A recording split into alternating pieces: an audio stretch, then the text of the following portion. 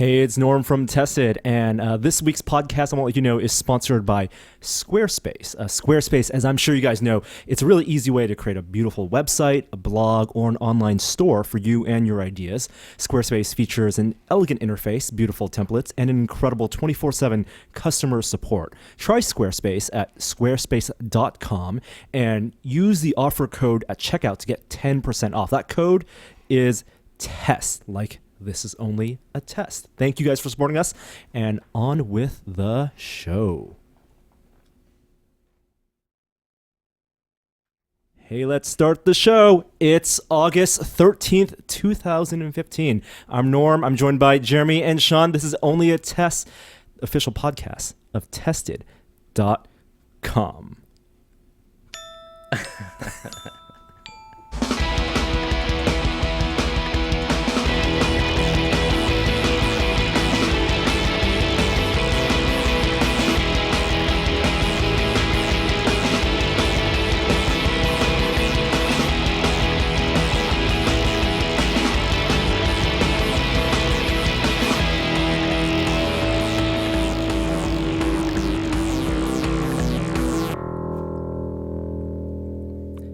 Welcome this week. Welcome, everyone. I'm Norm, and I'm hosting this week. Will is out on vacation, so I'm in the hot seat. I got the hot seat. I'm joined, of course, I mentioned earlier, Sean Charlesworth. How you doing? Good. Sean, good our rapid prototyping 3D printing expert and local now. Yes, local. Local. Yeah. And from the East Bay. And then also Jeremy Williams. Hi. How you guys doing? Great. Great. You know, I like the little intro you did before the music. Oh, you did? If it were me, you'd do that every week. I think we should bring that to Will. It's not up to me. It's good. It's good, though. A little diversity. So if you guys have been following the podcast, you guys might have known I've been out on vacation, and we have had our staggered vacation. So last month was Comic-Con, crazy week of Comic-Con, and then after we got back from Comic-Con, I went on 2-week vacation, and then Will's out on vacation. Joey actually just started going on vacation, so it's kind of like a skeleton crew here. Yeah, But one-man show. We've had a lot of good support. I know Patrick Norton has come in to podcast, so is Veronica Belmont. Jeremy, of course, you were here last week. And I think I got everything checked off. The audio levels sound okay. Hopefully yeah. okay. We're streaming on YouTube. You know the one thing I did forget? No. I forgot the coffee. Damn. I have some right here. That's right. I forgot to get myself coffee. But I'm glad you guys have coffee. You're out of creamer. I mentioned that yesterday specifically So in the update, it's like a in the email. Splenda. It's black coffee with Splenda. I drank 4 cups of that yesterday by myself. It was fine. Better than nothing. Got the shakes. That's why I stopped and bought one. Yes. So I want to start off this podcast with 2 things. I want to fill you in on my recap on what I did in the past 2 weeks. But then I also then want a recap from you guys because I didn't really have too much of a chance to catch up, to read up on news, and definitely did not get a chance to listen to the past episodes of the podcast. I do have the show notes. I do have get a general sense of what was discussed, but I'm sure, things go off the rails sometimes. What'd you do? So I went on a road trip to Canada with my family. You drove from San Francisco to Canada. And it was really interesting because if you guys also listen to Still Entitled, the day I left on the road trip, we also had a podcast about road trips. Appropriate. A little cross promotion there. Nice. Good lead in. When I was a kid, I used to go on road trips all the time with my family to Canada. Really? I have 2 brothers, and my parents, I have secret Canadian roots.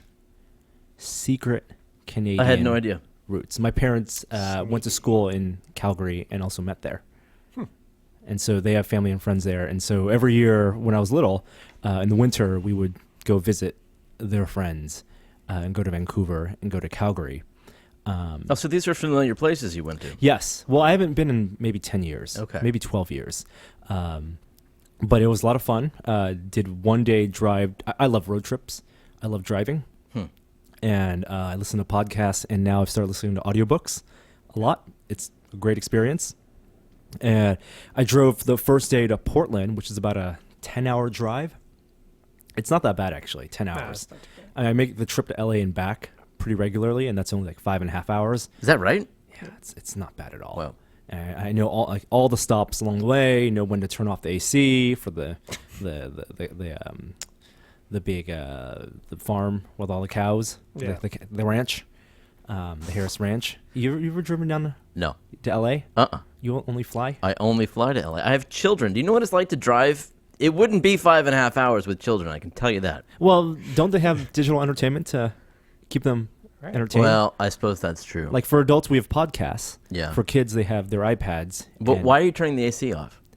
Farm country. on the way down to LA, along the I-5, which is this incredible just stretch of perfectly straight freeway, all the way until you get to the mountains. Right in the middle, at Coalinga, this is the city, is Harris Ranch, which I believe is the largest cattle ranch west of the Mississippi. It's massive. And on the left side, there are actually two spots along the I-5 where you see the cattle ranch.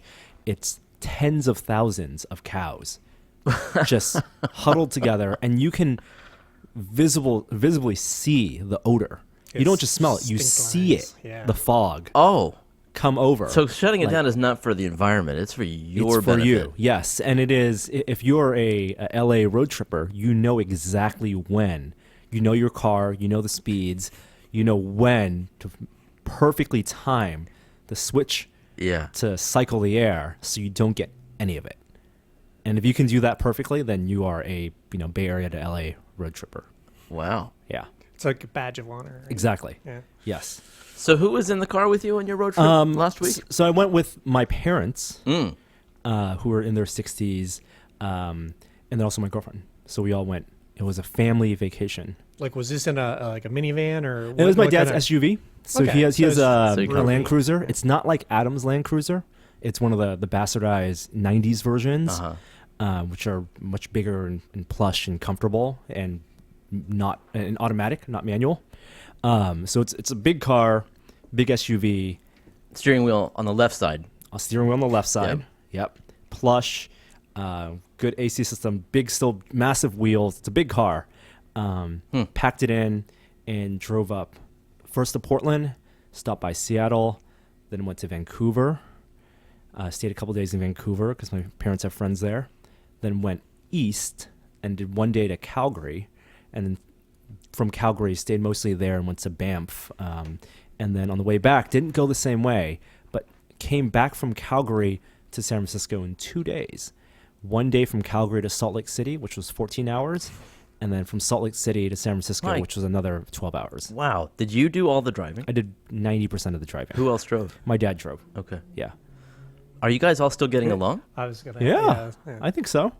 Yeah. That's impressive. Yeah. That's close quarters for quite a long time. Yes. I mean, there was like a natural division between the front and the back where my parents could be on their phones and do their things and take naps. Yeah. And then we're just listening to podcasts and audiobooks in the front. Oh, you used the fader to bring it up front only? No. We actually brought a speaker. I brought a Logitech Oh, UE nice. Mini Boom because the car doesn't have Bluetooth, and I don't trust the cassette deck. Yeah. So plugged in power, and I mean I have like the perfect the perfect gear for you need the right charger with the right voltage. You can fast charge iPads and iPhones. That's, nice. We use headphone splitters in the back, so like plenty of tech. But along the way, I also did bring the Phantom 3. Mm-hmm. Oh, nice. And it was very fun to fly it. Stop for on the side of the road to just fly it for 10 minutes, both in the U.S. and in Canada. I went to a couple museums. So, the cool thing is one of the first places we stopped at, and I promise you we will get to tech news at some point in the podcast. The Kennedy School. Have you heard of this? No. Is it in Canada? No, it's in Portland. It's a hotel, and it's run by a hotel company called McMinimans. And what they do is they take historically significant like buildings, factories, hotels, warehouses, and convert them, or schools, and convert them into hotels. Yeah. And so this one was I believe a old middle or high school. It was a grade school. an old 1920s, 1930s, or early 20th century grade school that closed down the 60s or 70s, I believe, and is now a hotel. And so the hotel room was a giant classroom with chalkboards. It looked very haunted. That's cool. Yeah. Your girlfriend, are we saying her name on the podcast? I guess we can, yeah. Danica had mentioned this as her favorite place in Portland, I think. It was a pretty good. I've never stayed there before. Yeah. There's a restaurant. There are numerous bars. There's a cocktail bar. One of the bars is in the school's old boiler room. What? Yeah. But it's massive. It's they've renovated it completely. That's really cool. It's beautiful. Great place to take photos, and then eerie at night because you really feel like you're in an old mid-century school. Yeah. Yeah. Walking around, but nicely laid out. So that was really cool. Did you go to, what's the arcade in Portland? Ground Control. Ground Control. Yeah. Didn't get a chance. Got there late because it was a 11-hour drive. Yeah. And then to leave early the next morning. So I didn't go to downtown Portland. I know there are a lot of good donuts in Portland, right? Not just Voodoo Donuts. Yes. People have recommended many other donut places, but didn't get a chance to make it out there. Ground Control's pretty. I have been. It's pretty great. Yeah. My brother-in-law actually used to work for the company that runs those hotels and restaurants. Oh, really? Yeah. He lived there in Portland. We went and visited for 2 weeks. Oh. It's nice. Got to go to Ground Control Voodoo Donut. Portland's a great town. Did get some coffee, and then stopped by in Seattle for lunch, and did a layover in Seattle, quote with air quotes, because it wasn't a flight, but stopped there for an hour and went to the EMP Museum. Ah, nice. Electromagnetic pulse? No, the What? Experience Music Project. Oh. This is a Geary designed building that is funded by Microsoft money, essentially. Paul Allen Yeah. built this magnificent celebration of music and pop culture. One of the best museums on the West Coast. And he, not only does he own the Seahawks, he also owns a massive collection of music and movie memorabilia, props, costumes in vaults, legend has it, below the museum that gets brought out for exhibits. And so there's one exhibit there on horror films. It's actually the third time I got to see it. There's one on fantasy films, and the second time they had the original Wizard of Oz costumes, lots of cool stuff from Lord of the Rings, Game of Thrones. And then they also had a new exhibit that had been running since January that is the debut of a tour, and it's a Star Wars costumes exhibit. Yeah. Wow. Which was the reason I went to stop, because I hadn't seen that exhibit yet. And I just put photos up actually on Tested 2 days ago now, so you can see some photos from that show. It's not the biggest exhibit in terms of costumes. Anyone who's told you stories about the Lucasfilm archives and how they have just the wardrobe from all the films just in basic, at the end of Raiders in a giant warehouse. This is a small selection of that. I do have, stuff from all 6 films, and they did a really, I want to say, sneaky thing of mixing it together. So not really segmenting off the original trilogy with the prequels, kind of putting, here is, for example, Princess Leia's bounty hunter outfit from Return of the Jedi, and next to it is a bounty hunter from Attack of the Clones from the beginning, and see how the styles compare. Or here's a Tusken Raider from A New Hope, and then next to a Tusken Raider from Attack of the Clones, and see how the styles changed and stuff like that. Well, I'm not going to begrudge the costume designers for the prequels. No, and they did a good job. Amazing work. Some of that embroidery, there's some pretty bad costumes in there, like Amidala's her swooning gown, the one she wears in the field. In the field, that's no good, not great. But the exhibit was totally worthwhile, and they were also selling copies of that Star Wars costumes book that Chronicle Books put out last year. Oh, nice. That if you guys don't own, it's on my highly wish recommend it. list. Yeah. Yes, totally worth it. I also want to stop in Calgary at outside of Calgary, the Drumheller Museum, the Royal Tyrrell Museum of Paleontology. One of the best dinosaur museums I've ever been to. And I've been to... Really? Natural history? Natural history. No American kidding. Natural History in New York. And which is kind of like... American Natural History obviously has the prestige and a massive collection and amazing displays, and it's in New York, and I've been there, but there's almost too much. It's like being at the Louvre, not that size, but like you can't take it all in one day. Sure. This museum you could definitely do in like 2 hours, but the displays were top notch, and it's located right where a high density of fossils were found. So they have, I think, like 130,000 fossils in their collection, but only a certain amount are on display, and displays are like beautifully lit, like really, really modern and really, really gorgeous. Like I think they have 3 or 4 T-Rex skeletons. One, they recreated it so it looked like it was still in the rock on the wall. It was like a baby, like the youngest T-Rex, and then it's like death arch. When you see in Jurassic Park, why the fossils are kind of arched back, like with the tail and the neck craned back. That's like rigor mortis. When dinosaurs died, the tightening of the muscles pulled them in that form. And then they also had this giant like window display where you could see into where the paleontologists were cleaning up the fossils and doing the work. So it's very much like Jurassic Park. Are these autoerotic?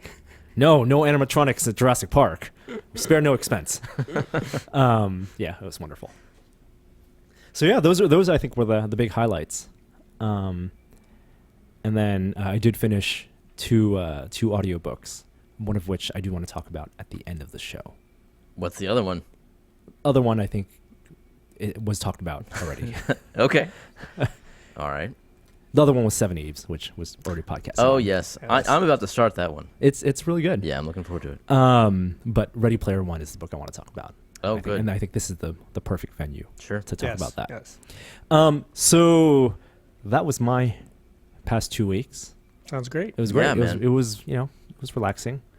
I had to buy a SIM card in Canada. $50 exchange rate also. Oh, thank goodness for the exchange rate. What are gas prices like in Canada? They're more expensive in Canada, but it's tough to do the math since it's per liter. Yeah. And they do it in like cents per liter. Like they don't say like, here it's $3.25 per gallon or something like that, right? Yep. There it's like when you drive by, it's 119. Well, what's 119? Oh, it's 119 cents per liter. So I think it's more expensive because it's not subsidized, and I don't know exactly how the economics and the politics work. Yeah. But the exchange rate made it such that it was actually cheaper because the dollar is pretty strong right now compared to the Canadian dollar. Interesting. It's like about $1 Canadian dollar is 76 cents. So everything's like 25% off. I didn't realize it was that good. Yeah. All right. Yeah. And Calgary, Alberta big gas province, has very low taxes, sales taxes. So that worked out also in our favor. Let me see if I can do a quick transition. Let's transition to what I missed. Give me 1 second.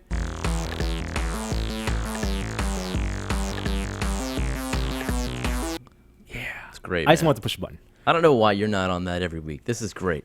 Will does that all the time. No, there's only the musical transition for the VR Minute and what we've been testing. That's all that he does, and I'm in favor of this. This is good. Will's been doing it for 313 episodes. I love Will. Yes. I'm just saying I like how you're mixing it up. Well, we can maybe mix it up. All right. I don't know. Whatever. So what did I miss over the past 2 weeks? Well, I wasn't here 2 weeks ago, but But I'm sure you were reading the news. Oh, goodness, man. You weren't reading the news? I rely on you Kinda. guys for the news. I went on vacation. You did? I went to Pittsburgh. Oh. And I talked Right all on about it last pinball, week. right? Yeah, I went to a pinball thing. 40 of us from the Bay Area went on a field trip to Pittsburgh to play in the largest ever pinball tournament. How many people? 655. Wow. Not from the Bay Area, but from all over the world. There were 20 people from like Sweden. I mean, it was just nuts. It was totally awesome. And it was sort of like a California Extreme event, which is arcades and pinball. And they had, what was interesting, like they've been doing this pinball tournament for a while, but they brought in the arcade stuff for this year to try to popularize it and get the kids to come in. And part of the arcade stuff was they had a Donkey Kong competition. So all the names were there. You know, Billy Mitchell, Steve Wiebe, the ref from the movie, Walter I Day. thought he was Nice. retired. He came out of retirement apparently. My goodness. I mean, he had his name on the event. It was like Walter Day's Kong Off. Kong. Yeah. Well, what is it? Twin Galaxies? Yeah, that's where he's from. Yeah, but it was a lot of fun. I was wandering around the arcade at night, and I found a I don't know if they call everyone environmental, but the kind of arcade game that you step into. I found a Road Blasters. I don't know if you remember that game. No. That's the driving game where you're shooting guns and you pick up the little red orbs to get gas. Anyway, I got in that and I got out. There's a guy waiting to get in, and it's Eugene Jarvis, who is the programmer of Defender, Robotron, Stargate, and I'm awestruck. And he just smiles, he gets in, and then he gets back out. And then I just chat with him for like 10, 15 minutes. Nice. A lot of people want to meet Shigeru Miyamoto. I want to meet Eugene Jarvis. So this was a very exciting moment for me. Oh, that's very cool. It was a ton of fun. I played the Hobbit pinball. Oh, it's a new one That's from Jersey Jack. From Jersey Jack. Yeah, it's looking really good. Yeah. How much do you think those are going for? I think you can buy 2 versions still. They range, I think, between probably like 7,000 Oh my goodness. and maybe 8,000. Are they releasing as much? Is the release schedule as steady as what they promised? No, they're behind schedule. Apparently, like, they made Wizard of Oz, and they are still selling Wizard of Oz. I guess they've never had them in stock. They sell every one that they build. Right. So that's good for them. But Hobbit is well behind schedule. It's supposed to be out. You know, originally they were talking about it being out a year ago because they wanted it to be out with the last film. Right. Which was no good. Which I never saw it. I Just saw it. It was did no the first good. one. That was it. But the pinball's good, and I'm excited to see it come out. It's they've brought in another programmer. It's more refined. It's looking great. Have they announced what their next game's going to be? No, but it's by Pat Lawler, who designed a lot of big ones. Yeah. The Addams Family, Right. which is the Classic. biggest selling ever pinball machine. He designed Whirlwind, Funhouse, Earthshaker. Funhouse. Wow. Yeah, big guy. He is coming out of retirement. Just to work for Jersey Jack Yeah, and they do licensed games, movie licenses. And this is their first unlicensed game. Oh, it's going to be unlicensed. Yeah, so it's a like the old school. I had heard a hopeful rumor that it was going to be Star Wars. Yeah, I guess Jersey Jack did a talk at Pinburg. I was in the tournament, so I didn't go see it. But he apparently alluded to the fact that they did not get that license. Oh. I don't know if Stern did, but yeah. I mean, Stern's a fine company too. Sure. But with what Jersey Jack's doing, Yeah, that would have been. Their tech is pretty cool. Yeah. That would have been fun. That would have been an expensive machine though, Yeah. with licensing. But that's where I was a couple weeks ago. I don't know what happened last week. Okay. Do you know? I have one more question with this arcade thing. Did they have any old VR games there? Oh, no, there was no VR of any kind there. But there was like a classic console area where you could play everything from the Vectrex through, PlayStation. Okay. Why do you ask about VR? There was that story that came, I think, before I left on vacation. It was a retrospective on those, that 90s VR machine at the arcades. Huh. You know what I'm talking about? They had one at the Metreon? That one where you're I like think it in was from before. It was in a back when tank? they were laser tag. No, when you were standing up. Huh. Gosh, I wish I remember the name of the company. You know what I'm talking about, Sean? I vaguely remember this, but I don't really know it. No. I never did any VR in the arcade except for that one tank Yeah. thing at the Sony Metreon. I always wanted to go do the BattleTech one that they had. They had like the Mech Warrior. I think it was like in Chicago, and it was like pods that you got in. It had the whole cockpit, and it's like right at the height of the Mech Warrior craze, like Mech Warrior 2. Virtuality Yeah. was the name of the company, and I believe the game.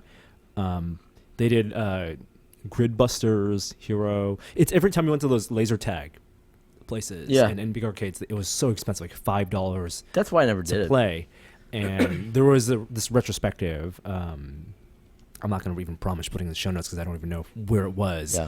But that was a really good read about just the history of these and their ambitions then and what those people think of VR today. Oh, I wonder. Yeah, no, it's good. I mean, it's all very positive. Palmer Luckey has a huge collection of consumer VR. I guess, well, not just consumer, but stuff that you can actually have in your home. he has a collection of VR. He has a ton of stuff, like 40 or 50 VR headsets from all different manufacturers from the entire history of VR. And I guess he has them all in storage right now, but he wants to take the 20 best and make a little museum at the Facebook office for that stuff. Oh. I mean, back when Oculus was just starting up, before Facebook, one of the stories that reporters did when they visited their office was the VR history tour. This was like the thing that gave Palmer cred. Really? He was super, one of the biggest VR fans. He had this huge collection of old VR machines, and so like he would show that off, before they had their gear, when it was still like pre-DK1, I think, even. Speaking of Oculus, and I forgot to put this in the show notes, but it bears talking about Time Magazine. Oh no.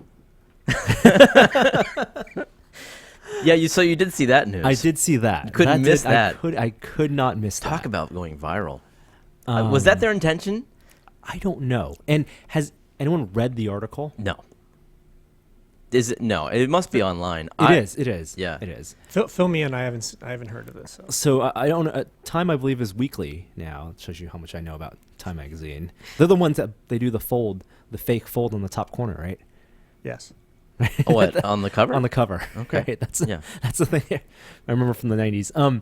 Their latest issue has, I guess their issue from last week is about Oculus, and has Palmer Luckey, founder of Oculus, on the cover. A photo shot at Facebook, but it looks like a green screen Photoshop cover, because he's in this jumping pose. He has a Consumer Rift on, wearing it with the cord trailing off the back.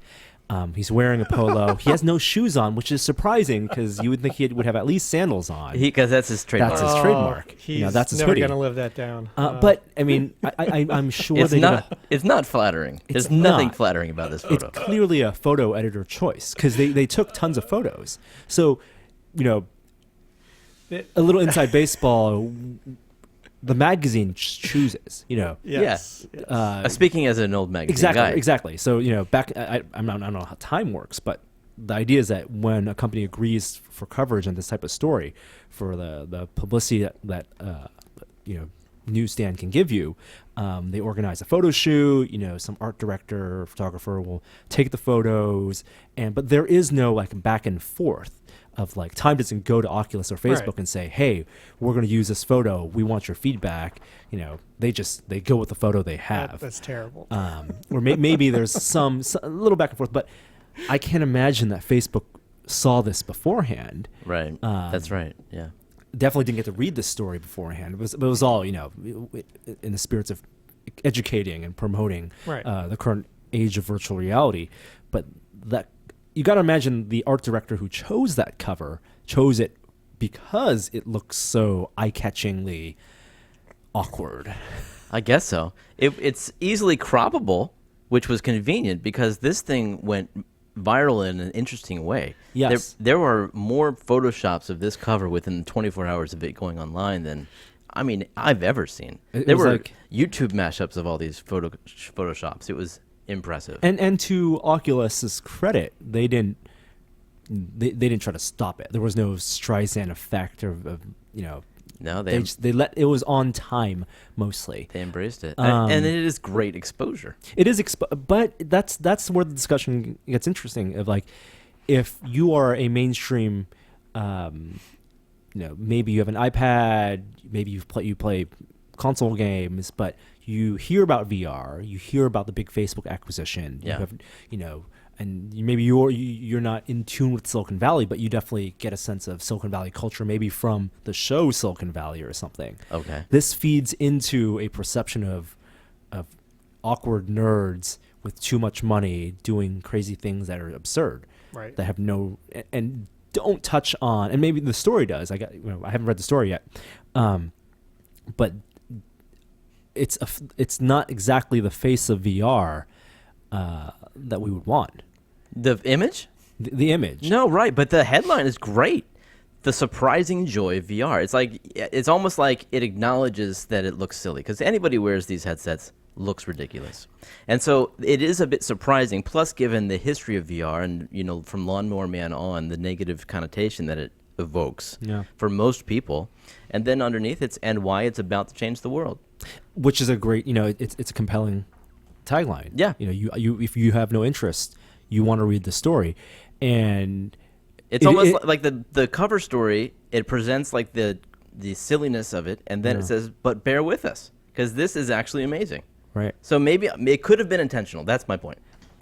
There are two things. It almost looks like a what would be put together for 90s virtual reality. Like that's kind of. Well, I think it does actually. It kind of maybe it wants to call back to that. It's nowhere near as corny as the old like Nintendo, magazine ads or EGM ads. Right. The mind blown, hair flowing back, or but it does kind of evoke a little bit of that. A little cheesy. Two things I'm called back to, remember the Kevin Rose Dig cover? This kid, $50 million. The Economist magazine? Was it The Economist? Yeah, where him arms folded with the headphones around. Yeah. Like this reminded me a little bit of that. Right. Or like the dorky nerd stereotype. And to be fair, we embrace dorkiness and nerdiness. But they never imply, like on the cover, that he's he's not CEO. He's not CEO. What is he? Brendan Uribe is CEO. Yeah. He is founder. Founder. They don't imply that he's anyone important. He's just some kid as far as every adult is concerned. That's a very good point. Didn't think of it that way. The other thing that I think this calls back to is, remember that first coverage of the Segway? Oh, yeah. Ginger. And how in that, it wasn't so much the cover that laid the foundation for the expectations in mainstream, but the way the story was written, that almost hyperbole in which it was, described as this magical, honestly, a magical device that was going to change the world. So kind of like things in the past that we don't necessarily want to retread. Yeah. So a kid floating is perhaps not something we want to retread. Yes. Yeah. Exactly. But yeah. But we're glad that Oculus is getting exposure. It's not going to hurt. Definitely not going to hurt. The thing is, it's all like it's just all hype right now because there's nothing anyone can buy. That's right. We're almost like half a year out from where they're even going to launch a product. Yeah. Probably even more than that. And I got to read the story. I don't know how much of the other companies and the competition is mentioned. HTC Vive and Steam VR is coming out hopefully by end of this year. Yep. And I'm sure the writer was educated in VR and the current state of VR, but it's not all equal. There are so many startups attempting to do different things, not necessarily complete solutions. A lot of people, the Zeiss has the Cinemazizer, or their iPhone plug-in. It's just optics, and some people are working on just the software, just the stitching. Just so many different aspects of what VR as a platform can be. Oculus and Steam are really the only end-to-end that meet that kind of that have that barometer of quality. That enthusiasts expect. Yeah. I know. Yeah. When this cover hit, a lot of people were frightened by it. They said, this is going to set VR back 10 years before it's even gotten a chance to get started. Yeah. I'm not worried. Yeah. VR's got momentum. It's no stopping it now. By the way, the Kevin Rose story was Business Week. Business Week. That's what it was. Sean, did you get a chance to go to Bricks by the Bay? I did not. I'm really disappointed. Well, as you said, we're new, to the area, and funny enough, for the 12 years I lived in New York, we had a car, and we got rid of it just shortly before the whole move across country happened. So we're in Oakland there without a vehicle, and we're kind of broke right now. So it was a bit of a trek down there, and I couldn't justify spending the money. I apologize for not being in town because I would have. I would have hitched a ride. Yes, we would just carpool down there. I was bummed, but next year. Our friend Steve Lynn went. I saw some photos.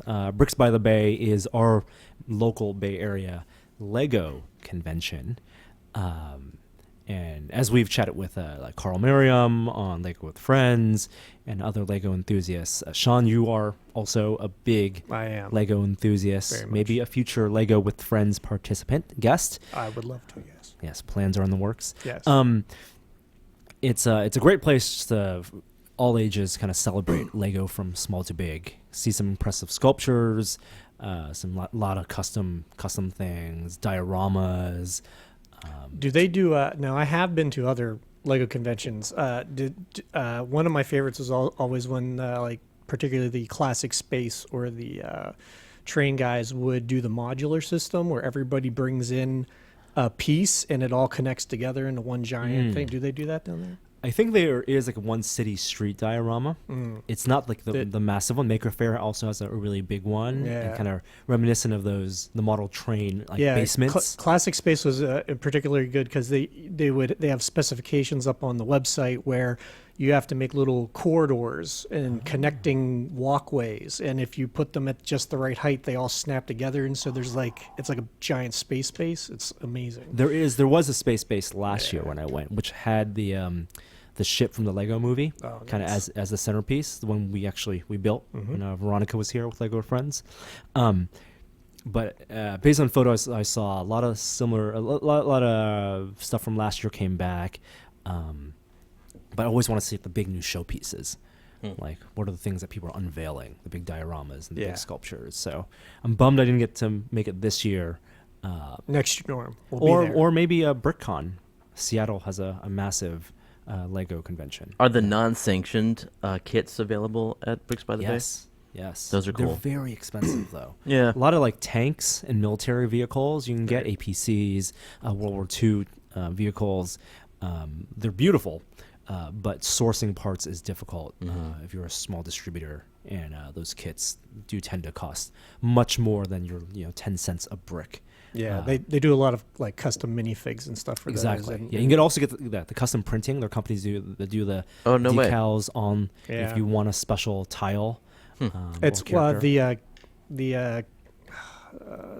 little kits you guys have been making, like the computers and the radio. Chris McKay. Yeah, thank you. He does a lot of custom printing of stuff. Yeah, I can see in the back that hello and that the Mac. The computer screen and custom print. Yeah, exactly. Nice. I don't think Lego has in the past had a presence at Bricks by the Bay. I don't know if they were there this year. In the past, it was one of the few places where they had a prototype of the R2-D2 that Will built over there. And I was hoping, and I don't think it turned out to be the case, that they would have the Lego Kusu Wally there, which is coming out later this year. It's going to be extremely popular. I actually got to go to Lego headquarters, the U.S. headquarters. Where's that? It's in Connecticut. They had an event.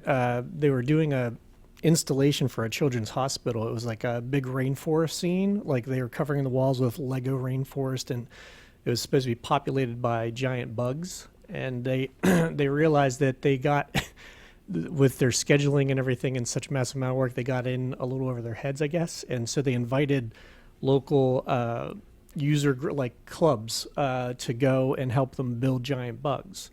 So I went up, I filmed it, and they took us up, and they had an auditorium where they just laid out trays and trays and trays of Lego, and they built bugs all day. And the funny thing, and I think there's only one kid there. Everybody was like my age.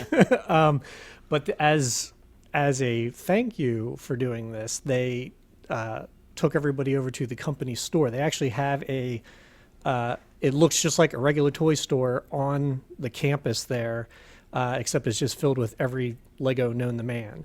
And they let everybody just take a certain amount within reason, and it was ridiculous. There's like 40-year-old guys with like Legos stacked up to their chin running around. It was awesome. And they had some. I think they're building a full-size Lego or Volvo SUV when I was there. Wow. And they had like, this is around the prequels, so they had a full-size destroyer droid built in the lobby, and a lot of Harry Potter stuff. Is pretty great. And I actually interviewed Eric Varsegi, who is one of the master builders. He did the giant. I think he was responsible for the giant X-wing they did in Times Square. Oh yeah, yeah. And he also did the giant Star Destroyer from the prequels. He does a lot of really good stuff. Yeah, it was fun. It was it was like overload. I was like so excited. Lego custom Lego builders are amazing. Like the way you think. It's not just stacking blocks. There's so much geometry and architecture and structure that goes into it. And I really like that there's different schools of it. There's the I only use regular bricks for the most part, and it's very like kind of like the R2 over there. And then you got the guys who like use every special piece possible to make it like you wouldn't even think it was Lego, right? Which I think is awesome. And I particularly have a sauce. So I really like the guys who use a lot of the technique sets and make because the technique sets have amazing array of parts and gears and mechanisms, and you can make some really incredible mechanical stuff. Even like Mindstorms aside, just like straight up gears and axles and stuff like that. It's pretty cool. I'm amazed that they ship those big Lego constructions. I mean, I went to Disneyland before I'd even ever been to Legoland. And they have a Lego store there in downtown Disney with a dragon outside that's just jaw-dropping. I mean, I don't want to say life-size dragon, but it's like a big dragon. And I asked the guy, did they have to come here and build that? And I guess they build them in big, huge sections that are glued together. So when they go through the mail, there's no falling apart. And then when they get here, they just have to combine 10 pieces or something like that. Yeah, it's neat. Master builders. I mean, that's what they're. And apparently, what I learned when I was there is that it seemed like the master builders in the U.S. what they're mainly doing is that kind of stuff, like the giant sculptures and the stuff you see at Legoland and stuff. And then the guys back in Europe are doing the actual sets and stuff. Right. There's I believe like 3 different classification of like professional Lego builder. There's a Lego designer, which Carl Miriam is a Lego designer, and for that there's no like test or anything. It's a job. You apply as a job, and you learn the ways, and you learn their structure and the workflow, and you design Lego. That's your job. Master builder are professional fans who get certified, who pass the tests, and they can build then displays for Lego stores and theme parks and stuff like that, and for like kind of like the R2 Builders Club kind of thing. But they're not employed by Lego, you say? I don't think they are, but they do have special access. Right. And then there is the Lego professionals, which are people who don't need to be like Lego masters, but they're certified then to buy Lego directly from Lego. Oh. So the Nathan Sawaya, who was certified as a master builder, he is a Lego professional, which means that he can just bulk order. Buy bulk. Yeah, in crates. That's awesome. I don't think they come like stacked though. Like he doesn't have to like it's not like a solid gold brick. It comes in a crate made of Lego. Yes, exactly. Sturdy. Tech news. Biggest news this week, I believe, which doesn't, even though it is the biggest news, doesn't affect it's like you the and me. Biggest non-news ever. Yes. In tech. Google is now owned by a umbrella company called Alphabet. How about that? Yeah. Seemed like a joke at first, right? It did. I'm sure they're doing it for tax reasons. I'm sure they're doing it for some org chart reasons. But Larry Page, Sergey now are the head of Alphabet, and Google has a new CEO who previously was their basically lieutenant in charge of their main product. And then Google X, I'm not sure exactly how it's another subsidiary. Yes. So it's equal to Google in the Alphabet hierarchy. Yes. So does that mean, why Alphabet? Why the name? Yeah, I don't like the name, yeah. Really? I don't think it's a good name. I don't know. It's, name it whatever they want. But they're a collection of companies. I guess Chrome. Yeah. They have, I see it as a way to create multiple CEOs so that there's not just, one go-to guy for everything. Like, I imagine that there might have been some confusion about, like, if I really need to get something done, like, what's the hierarchy here? And if one person is in charge of so many aspects of a company, it's just, there's no time left for any one individual, you know. division. So now there's there's a leader for every division, who is called a CEO, and they're all under Alphabet. And because it is a public company, and Alphabet will public for transparency, those divisions will now have to report because they are fully incorporated. They will need to report their success or failings, their earnings, and can't be hidden as a part of Google. Well, I think it's also paving the way for them to finish their transition to Skynet. I don't know if Star Trek Computer. Star Trek Computer is what they've always been pushing for. It's because it's Google's don't be evil, but now the robot division's separate, so they can be evil. So they want to own the Alphabet. Yeah. Is that true though, that they have to all report? I think maybe Alphabet has to report, but Alphabet shares are basically Google shares, so it's the same thing. Yeah. I'm not sure that like Google X has to report their earnings or anything like that. If they're a separate entity, I think they have. And interesting. I think there are some things they have to report more things than they previously had to. Okay. But obviously, some things they don't have to report. Just like Apple doesn't report everything, right? For competitive purposes, trade secrets. There's not really that much more to say about it. It affects the finance world, but it really doesn't really affect you and me. Google shares went up for the news, so Wall Street didn't freak out. All right. I'm gonna jump over to I think you put on this iOS 4 beta. Yeah, new beta came out. So they did this public beta. Mm-hmm. This is the first time they've ever done that, and they released the public beta, which is this. I want to say the second public beta, in the same day as they released the developer beta, and it's the same one, which I found interesting because I thought that they would stagger them, like the dev beta might be one version ahead in case there were more bugs, but they just released it to everybody, so they must be feeling pretty sure about this. It included the new wallpapers for iOS 9. How are the wallpapers?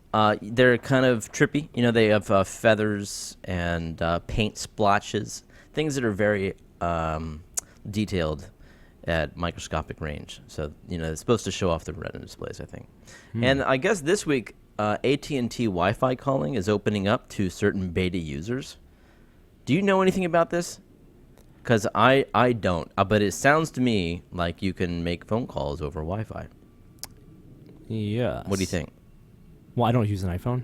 Yeah. So it doesn't really affect me. Is it not an Android thing? They're not directly through AT&T. And some carriers, I want to say you can already. T-Mobile. You can. If you're connected, if you're connected on Wi-Fi, you can dial a number, and the phone software will just recognize that. And if the connection's better over the Wi-Fi, then it'll use the Wi-Fi. I'm not exactly sure.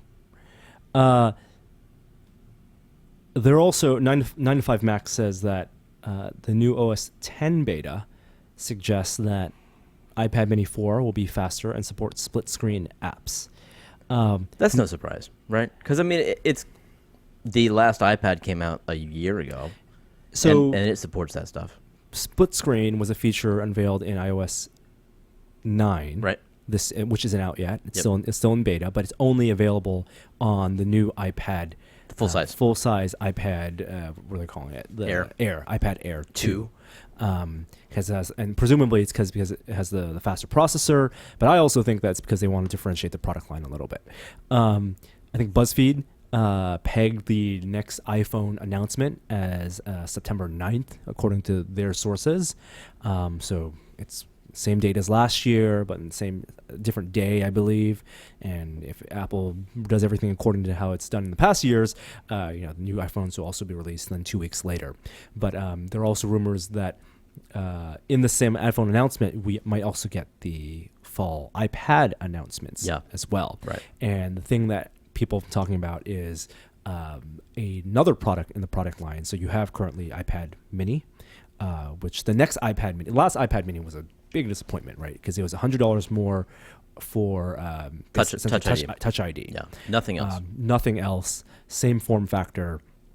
So you got to presume that the new iPad Mini is going to have a much better processor, in line with the iPad Air, as well as I wouldn't say higher resolution display, because I think it's fine where it is right now, but it's going to be as thin and light as that iPad Air 2. Yeah, I wouldn't be surprised though if iPad Air stays one generation ahead processor wise, Because I feel like that's the only reason that they would have had to have stalled the iPad mini line for a whole year. Right. It was the biggest surprise that the very, very first iPad Mini Retina had parity, Right. performance parity, And with resolution parity. And I think they saw the sales, and I bet that must have affected sales of a full-size iPad. So then they let the iPad Air, leap ahead. Jump ahead. And so now, I'm thinking that will stay ahead. So it's all about product segmentation, Exactly. as Apple does it, right?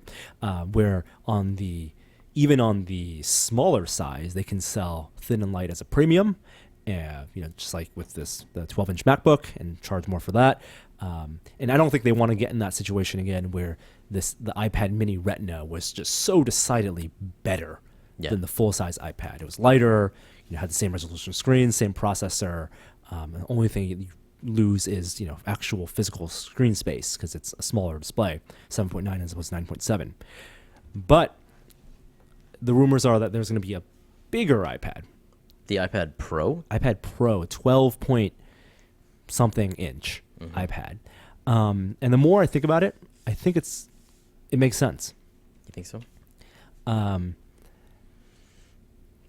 Is our feed okay? It's a very good point. What happened? When did that happen? I just looked up and I saw there's no I said picture. it says we're still streaming All right. on here, but Jeremy, I want you to talk for like 20 seconds while I run over there and check. All right. Just to back up on the Wi-Fi calling feature, it looks to me like that feature was first introduced in iOS 8 and never supported by AT&T, although they said that they would. Now they're finally unveiling support, rolling out support for it. I guess it has been limited so far to T-Mobile and Sprint users. Yeah, T-Mobile. Oddly enough, I need to dump it because it's terrible out here. But they've had Wi-Fi calling for probably like the last 2 years or more. Funny enough, though, my last one I got it wouldn't work. So it's like not even installed. I don't get it. Does it sound better than cell calling? Like FaceTime does? I can't say that I noticed a difference, but it was really convenient. It was a nice feature to have. All right. We're all good. Is the stream good? Everything's good. Why was it black? That computer. All right. Stupid computer. I shouldn't be watching it anyway. Anyway, thank you, Sean. Sorry. I couldn't help.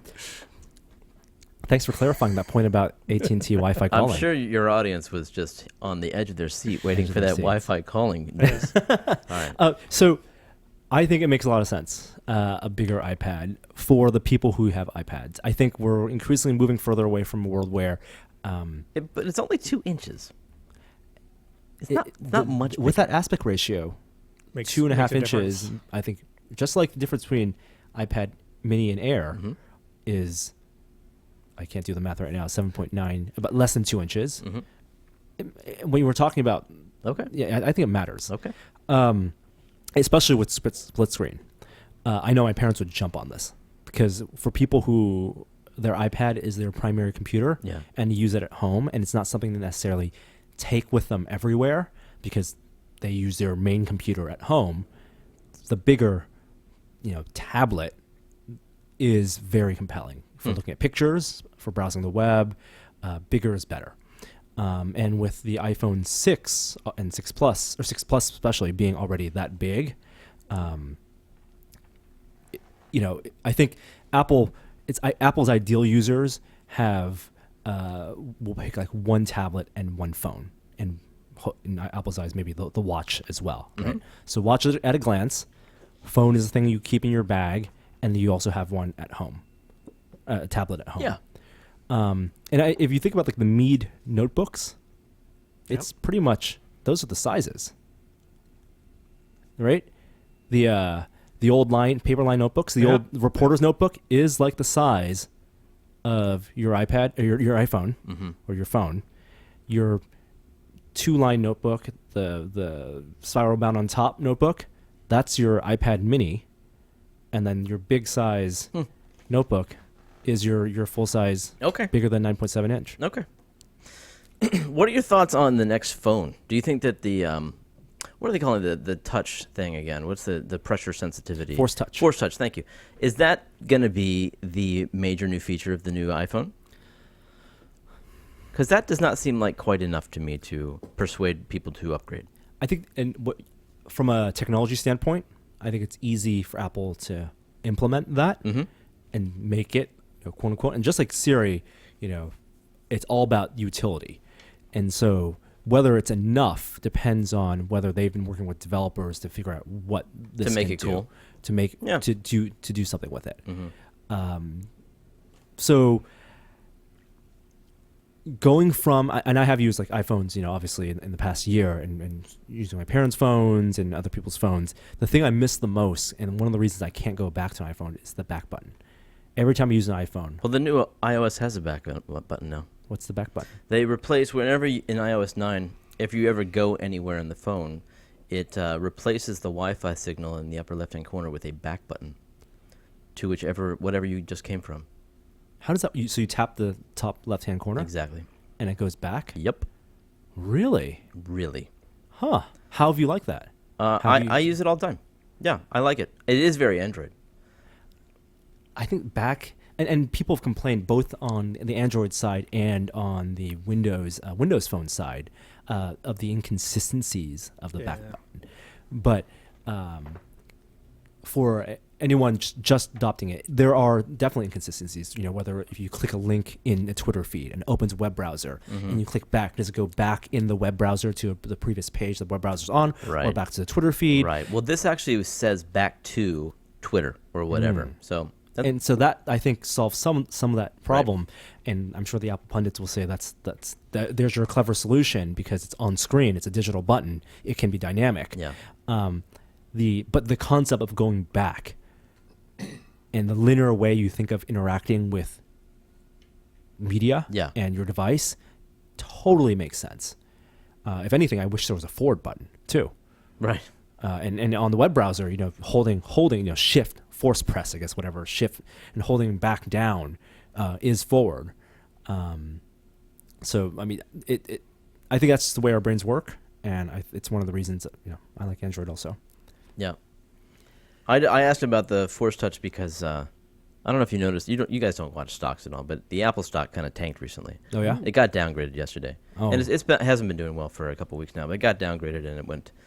I guess a lot of people are thinking this is going to be the first quarter that doesn't match up with like a year ago. They've always upped their a year ago quarter. Like they have their holiday quarter, which is always the best, and then throughout the year it rises slowly again. But it's always better than 365 days ago. Some people think this may be the first year. You mean where it's growth not. rate? Yeah, sure. Is Are you talking about growth rate, or are you talking about absolute terms? Absolute, I believe. I'm talking about revenues. Oh, revenue, Yeah. even. Oh. Right. So I don't know, because this phone, people are thinking maybe they won't get as many upgrades, and they're thinking the China market may not, have the legs that it has so far. It's something we've talked about before, like that people are waiting for that 6 for so long, the massive spike. You can't sustain that growth, that percentage change. That curve. Yeah. Because what are people waiting for this time? It can legitimately be, as they say, the best phone they've ever made, and there are definitely people on a staggered update cycle who will get it. Right. But that size, that big 5.5-inch size, was such a big change in the that people are waiting for, with the market the way it was, and Android having already plenty of 1080p phones. It would need a really, really compelling feature. That was one of the reasons that we thought that they would jump number. I thought that they could have even jumped numbers. Oh, you mean skip the S? Skip the S and just call it the 7. Do another tick. Yeah, talk. Skip the talk. The tick is first. All right. I'm in the camp that the tick is the small one. Okay. All right. Yeah, I'm less of a in terms of the cadence of changes. Right. I go for there's no beginning or end. Okay. Chicken and egg. Yes. All right. Exactly. Let's take a really short break, since I think we're approaching that 1 hour mark, and we're gonna go check in with our sponsors. Give me 1 second. Hey, we're back. I'm back, guys. As I mentioned earlier, this week's podcast is brought to you by Squarespace. Building a website can be tough, and even if you know your way around coding, which I don't. Creating something that looks good and works well is a time-consuming affair. Whether it's for a business site, a portfolio, a restaurant, or whatever else, in this day and age, you probably need a website anyway. Well, lucky for us, Squarespace does make it easy to build beautiful websites without breaking a sweat. You really shouldn't be sweating when building websites anyway. Squarespace provides simple, powerful, and beautiful website tools that look professionally designed, and regardless of skill level, no coding is required. Not only does Squarespace provide you with intuitive and easy-to-use tools to create your website with, Squarespace also has state-of-the-art technology powering your site to ensure security and stability. And you know you can trust in Squarespace for your website needs when millions of people and some of the most respected brands in the world trust in them too. I remember building a website. I've talked about this before, GeoCities Quake 1 skin site. Oh, it was so bad. It was so bad. I'm so glad GeoCities ditched all their cache, because that's not something that should be dredged up. Seriously, you can't beat the ease and simplicity of Squarespace. Squarespace gives you 24/7 online support and a beautiful website for only $8 a month, and you even get a free domain if you buy Squarespace for a year. So what are you waiting for? Start with a free trial with no credit card required, and start building your website today. And when you decide to sign up for Squarespace, please use the offer code TEST. That's TEST, just like this is only a test, and you'll get 10% off your first purchase, and you'll show support for this podcast, which I hope you guys like. Thanks, Squarespace, for supporting this podcast. Squarespace, build it beautiful. I think beautiful applies to both the website and you. Build it beautiful. They're calling you beautiful. All right, back to the podcast in 3, 2, 1. Mark. That was a terrible transition. I did the You the went fade up out. and down. I know. Is that good? Okay. Yes. All right. That was supposed to be a fade out, then Oh, I switch, and then a see. fade in. That's I was trying to do crazy. something fancy. Wow. I couldn't do the orbital mechanics. The params didn't work. FYI, GeoCities is backed up. Oh, no. Jason Scott, who works for archive.org, Accepted. Yeah. saw to that. Oh. Before they took it all down, he Oh, Norm, you've made a huge mistake. downloaded the whole thing. It's on archive.org somewhere. Find my terrible front page website. You'll never find it. Never. Anyway, back to the podcast. There are a couple app updates. Hangouts got new 4.0 update with some changes. I don't know if you guys aren't Android users. I am. Oh, you are? Oh, Okay. totally. I checked on that. I can't. It's not showing not showing up for you? It's not showing up for It's me. a staggered update. Yeah, it's weird. Plex has an iOS update. Hey, that's good news too, that's because so good news. I don't know. I couldn't use it before because I only started using Plex after I opted into the iOS 9 beta, and it was incompatible. It was like the only app that wouldn't launch at all. So thankfully, this new release is compatible, and I'm using it, and it's nice software. Plex is so good. Yeah, essential software. I mean, building a Plex server, a fun weekend project. I just run it on my NAS box. Yeah. Oh, yeah. You can Done. do it totally. So you don't do transcoding. No, it does transcoding. Oh. I think. I mean, it's a setting. I haven't actually used transcoding because I've done everything locally, but I thought it did. It's an Intel NAS box. Okay. I mean, I'm sure you can do transcoding. Yeah. It's about like how the quality. Much. Yeah. Yeah. Pebble Time, a review we published last week, and since then there was an update to the software, so I do want to get that out there. I'm still wearing it to test out that new software. They did address some of the criticisms. Like what? Brightness you can adjust now for the backlight. And the thing I hated the most about this, the vibration motor being way too aggressive. Oh, they toned that down? You can have multiple settings now. Oh. You have a low Cool. vibration motor. Nice. Still doesn't fix that deeply recessed screen. Yeah. Well, So we'll wait for that Pebble Time Steel to see if that fixes that. And I know some people are getting their Pebble Time Steels already? What? If you check the Wow. forums, people have received theirs. So I'm waiting for mine, which I know I'm passing over to you, Jeremy. Try it out. It's because I passed that to you. Yeah, exactly. Quid Thank you. pro Thank quo. you. Yes. Did you guys talk about Skylake last week? Yeah, we did one of the things like we did with the Wi-Fi calling. Will looked it up live. Oh. So see what he could glean. But apparently it's the same nanometer process as the last It one. is. 14, I believe, which was Broadwell. It was it was the talk. Well, Right. the tick for you. They kept the same nanometer process because Broadwell, even though has only been out for a few months now. What? Was Broadwell. Broadwell's Broadwell. been out for a while. Has still been coming out. Broadwell on mobile, for Oh, I example, see. Broadwell U, Yeah. had a labored debut. So Skylake, this is only the first of the Skylakes on desktop. Their K processors. Of course, it brought a lot of things that at the Haswell E side, DDR4 is on there. New chipsets. When you look at processor upgrades,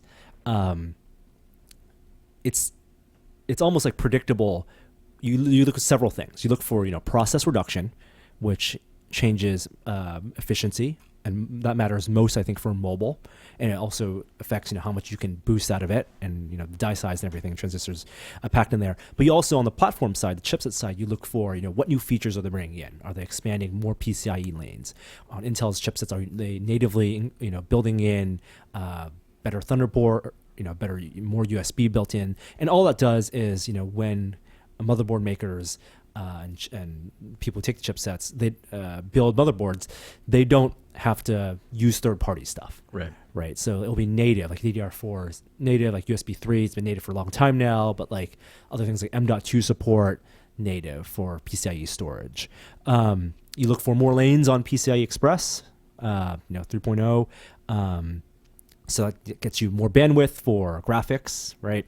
And then SATA Express also, stuff like that. So little features like that. But people who have had Haswell PCs, or even before then, I got to go back to Ivy Bridge. And I know a lot of people are on Ivy Bridge. The Ivy Bridge to Skylake is a good jump from all reports. I have a Haswell. I think this is 2 years old, and that's what I thought Broadwell was. No. That's why I was confused. Yeah, no, Haswell, and that's what not Broadwell came so quickly. And Broadwell U, we've only started seeing Broadwell U laptops in the past couple months. Got it. But this is only the very beginning of Skylake, and there's not even mobile. This is desktop. There was a leaked leaked deck that showed the Skylake MacBook, right? Not the mobile release, and it'll be Q1 2016, I believe. But usually that mobile stuff comes at the beginning of the year. Broadwell isn't dead far and away. Broadwell E is supposed to come out also Q1 2016. That's on the 8-core side, high end consumer. So it's the cadence isn't that particular. What is the notable about Skylake is that it's on schedule. They kept the same process. It's not a die shrink. Moore's is slowing to some extent. Yeah. And from a practical standpoint, if you're building a PC, the PC you build next year for your Oculus rig, or later this year for your Steam VR rig, Skylake PC would probably be the one to go with from the practical sense. Yeah. And on the mobile side, which I know everyone cares about, you got to wait a little longer for those Skylake laptops. If it's not a die shrink and if Moore's law is slowing down, wouldn't the bang for your buck be the last generation? Not for features, because DDR4 is a big deal. Oh, it's not supported by Broadwell? No. Oh, okay. Not on the consumer side. Yeah. Okay. So this is the first consumer DDR4 release, and that's going to lower prices. And based on our testing with DDR4 for Haswell E, it's up there. Cool. Yeah, it's worth it. Any more tech news? We are recording this on Wednesday, so there could be news out tomorrow that we're not getting. I think you guys did talk about the Note 5 leaks, and it was supposed to be announced today, but it was not yet. People are reviewing the Moto G, the new entry-level Android phone, low cost, under $200 Android phone, and loving it. Yes. I saw some buzz yesterday about a new phone made by ex-Google, Apple people. Yeah? You know about this? No. Darn it. You're supposed to, because you're supposed to pick it up there and say, "Oh yeah, let me tell you all about that." It looks interesting. It's Android based, but they are promising some sort of live update, AI driven, it seems, experience that's going to improve as more users use it, and some people are excited about it. I'll look into this more while you talk about whatever's next. Well, if we're done with tech news, I do want to talk about some pop culture news. Yeah. Have you guys seen the Westworld trailer? The Yeah. teaser? No. Yes. Now I'm out of it, but it's a reboot It's of a Westworld. reboot of Westworld. What is Westworld? Have you never seen Westworld? No. Oh, Wow. Was it that HBO show? No. No, it's, You're thinking of Deadwood. Yeah, that's what I'm thinking of. Westworld was Jurassic Park before Jurassic Park. It was A Jurassic movie? It was also a movie. by Michael Crichton. And Michael Crichton, he directed Westworld. Yeah. So it's notable for several reasons. One, directed by Michael Crichton. Two, Westworld and its sequel, Future World, both were pioneers in some type of CG technology. This is why I'm surprised you didn't know about it. Yeah.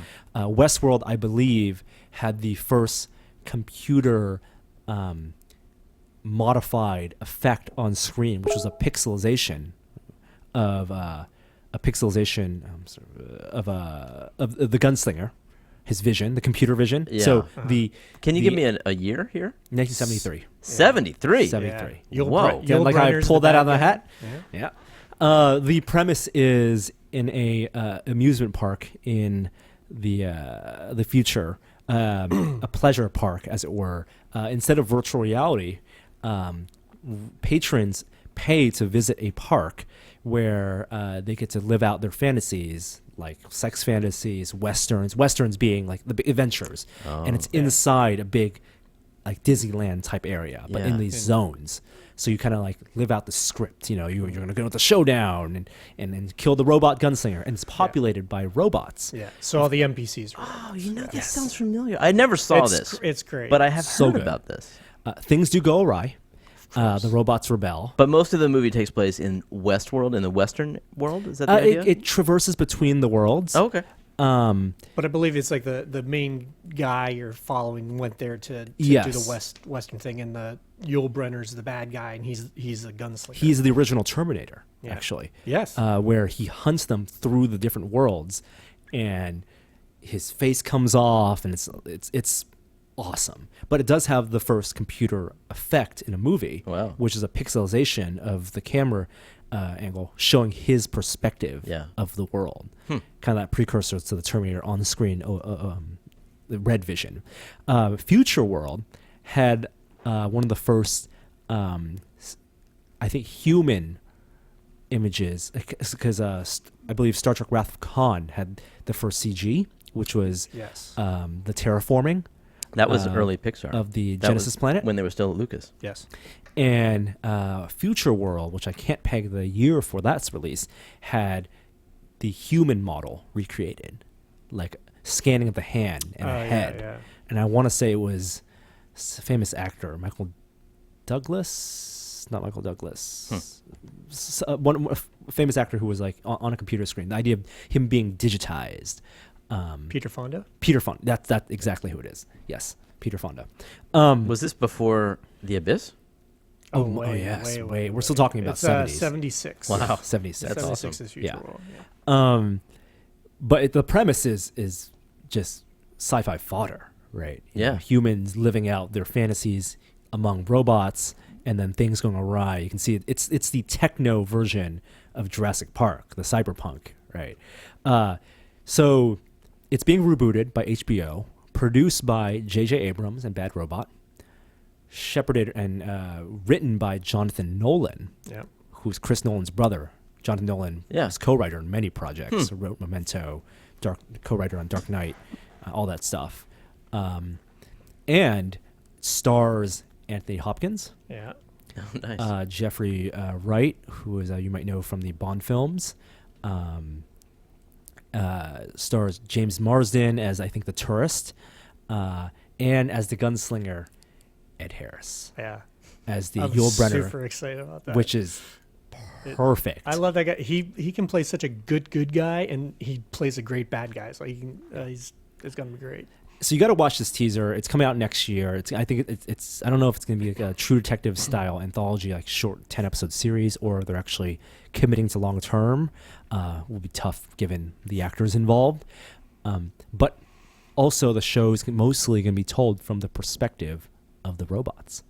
That I did not know. of the robots figuring out that their reality is not is constructed. Yeah, it does. It seems like it does delve a lot more into the because Rachel Evan Lee- Wood. Yeah, Rachel Evan Wood. I think She's in the teaser, Yeah. and the monologue is, someone interrogating her, and she's saying that she's in a dream. So the robots, when they dream, they are actually being diagnosed and run through diagnostics to see, whether they believe their reality is constructed or real. I think that's going to be really cool because I think in the original it's like Yul Brynner just kind of went haywire and Exactly. rogue, and they didn't go real deep into it. I mean, he had a personality and he was driven and everything, but like I think getting into that is going to be pretty cool. So you have like this almost Blade Runner-esque story of the replicants, the false humans coming into their own, having agency in their plight,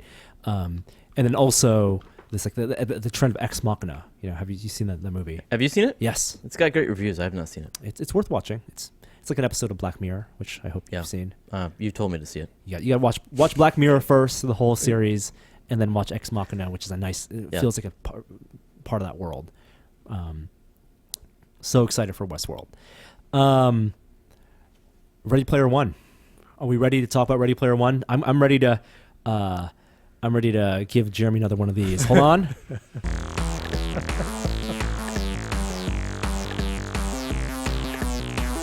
All right, we're going to talk about a 4-year-old book now. I think so. All right. Well, I just finished Ready Player One. I mean, there's some news with it. Steven Spielberg rumored to have reaching out to Gene Wilder How great would that to be? bring him out of retirement. Do you know how old he is? He's like early 80s. yeah. So he's still, he's retired, but he still can act. He can still, Yeah. he still could do it. He's not like in his 90s. Oh, the guy could act until he's dead. I mean, he's so innately talented. So there are rumors that he could either be being recruited to do Steven Spielberg's the Roald Dahl movie, a voiceover possibly for the BFG, or what fans are hoping for, Ready Player One fans. And this is a movie now scheduled for, I believe, a winter 2017 release. This is 2 years away. Yeah. So the movie is way in pre-production right now. But as what's the guy's name in Ready Player One? So forgettable already. Anorak? Yes, Is that- Anorak. Yeah, but the actor, the programmer's name. Yes, the John Carmack figure. Yeah. Did you think of him as a John Carmack figure? Richard Garriott, John Carmack. Garriott, yeah, yeah. it's the game developer. That's what you mean, right? Developer. I mean, programmer / developer, the creator. Yeah. Yes, the visionary. The I would assume he'd be that. Yeah, I'd assume he'd be the creator. Yeah. Which is, I think it's too obvious. What do you mean? Casting. It is a little too spot obvious. on, Which well, it's a little too Willy Wonka. if yeah. Ready Player One on like the book cover, Willy Wonka meets the Matrix. For a book filled with references and literally made up, held together by its references. Yeah. I guess nothing could be more appropriate than the casting also being just a series of references. And I think that tells you a lot of what I think about this book. So we need Michael Ironside as the bad guy, and we'll No. when you guys are reading Ready Player One, did you try to cast it in your heads, or how would you cast it today? Jeez, I don't know. It's a fun game. I don't think I did that. No. No, You listened no. to the audiobook? I did. Is that right? I did the audiobook as well. Yeah. Which is it's a great audiobook. Will Wheaton Yeah. does a great job. Yeah. I first of all, I love this casting. I think that Willy Wonka is the perfect, this whole idea of this game being a chocolate factory. Might as well get Steve Wozniak to play awesome. Og. Might as well, right? That'd be amazing. That would be fun. That would be amazing. I think he would do it. Yeah. I mean, it's either him or Jeff Bridges. It's basically Tron Legacy Jeff Bridges. Jeff Bridges would be a great Anorak too. But Yeah. I mean, with the cloak and Yeah. Yeah. Oasis Jedi. If you're gonna do it, go all in, and yeah. I don't know. It's a tough call. I'm actually kind of surprised Spielberg is. I mean, he loves video games and everything. But I didn't picture him doing that book. Yeah. I'm frankly surprised. For the life of me, can't imagine this movie. I really enjoyed it, but I think it needs a lot of work to Be a movie? flesh it out as a movie. Yeah. Yeah. And, Pixels did not do well. One of the things we did talk about when it was first announced that Spielberg was going to direct this, and I'm not sure if we talked about this on the podcast or if it's over a lunch conversation, is Pixels being this kind of nostalgia callback to video games. If it bombed, and I think it's at least didn't bomb as bad as Fantastic Four, it could hurt the chances of Ready Player One getting more momentum. I don't think at so. least. I mean, Spielberg is a big force for momentum, and I want to see the movie. I want to see what Spielberg does with it. Mm-hmm. Like, it's rare that Spielberg makes a flat-out bad movie. I don't think he's capable of doing that, but this is a book that definitely could use a visionary's touch to turn into a film. I don't know. I think it needs somebody with a really strong network in order to turn into a good film because of the licensing and all of the nostalgia. You think it needs involved. all the exact references? Not the exact one, but it needs It needs a comparable. lot of It needs them, yeah. comparable ones, Yeah. and if as many of the exact ones as they can get, that's obviously what Ernest Cline intended, and it would be great if they did that. I think it's going to need to be modified in some way. In order to, just Well, you mean legally? No, Or- both maybe from a legal perspective, but just from a storytelling perspective, I think that war games I think is a perfect. And we're entering spoilercast territory. Yeah. The recreation of war games, I think is perfect. Like doing that in the movie is great, but I think that there's some more obscure, like the final egg hunt. It's got to be changed because you don't have the ability to do that kind of exposition to give the context, the chapters of just background context. You can't do that in a movie. It needs to be explained somehow or understood that the audience knows the reference. It doesn't need to be dumbed down to a sense where Donkey Kong is the final game he plays. Nothing to that extent.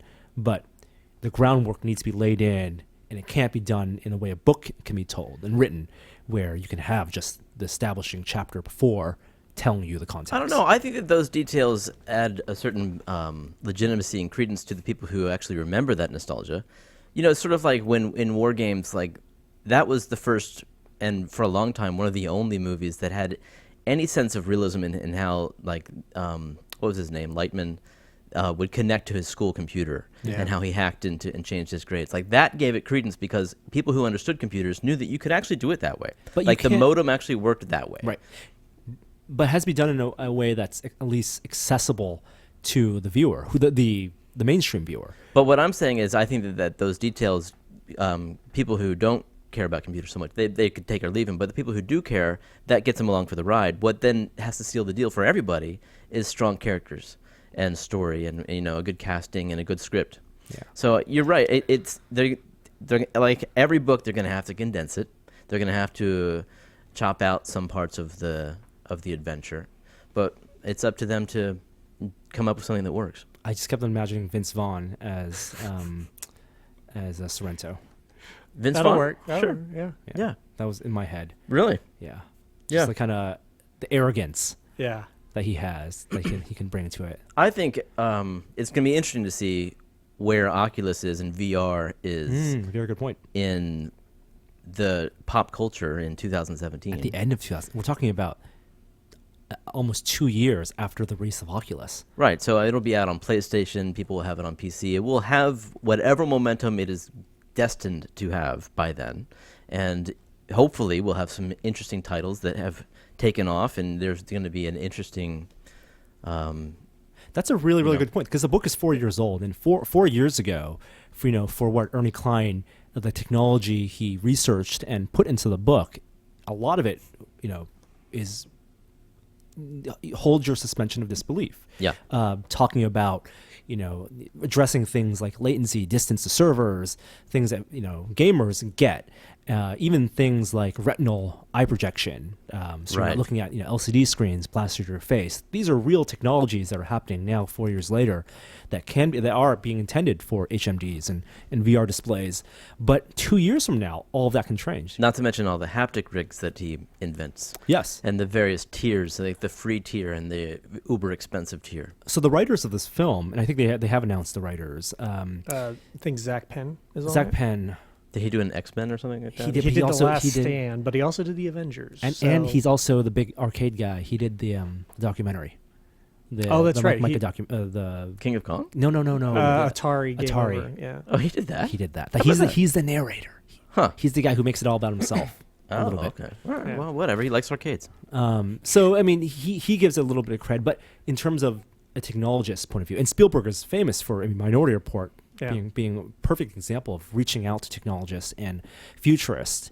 Right. This is an interesting case where the essential technology that is the crux of the book, VR in a virtual world, isn't as far off as gesture-based touchscreens that were in Minority Report that we got to see kind of fleshed out and disproved and made sense 5-10 years later. It's converging. So he's going to be developing and writing this movie and working on it as these technologies are actually becoming real, Right. which means by the end of 2017, it could either be prescient or it could be missing the point. So I think it can't be about the technology.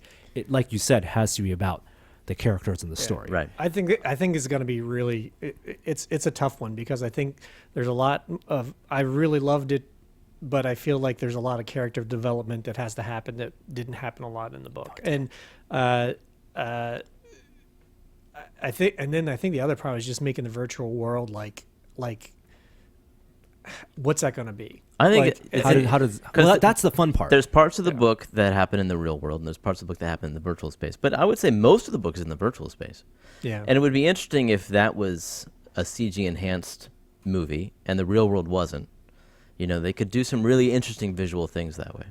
My biggest problem with the book, and I hope it's something that doesn't make it to the film, and I say references, and I know this is something that you confirmed has been a criticism of the book. Yeah.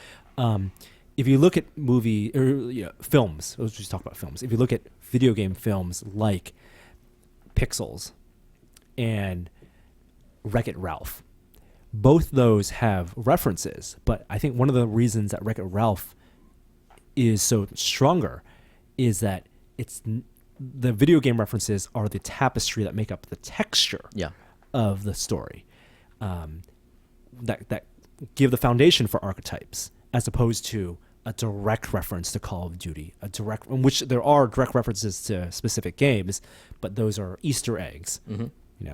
And less so the point of the story. Totally. And Ready Player One, the references to some extent are the point of the story. Yeah.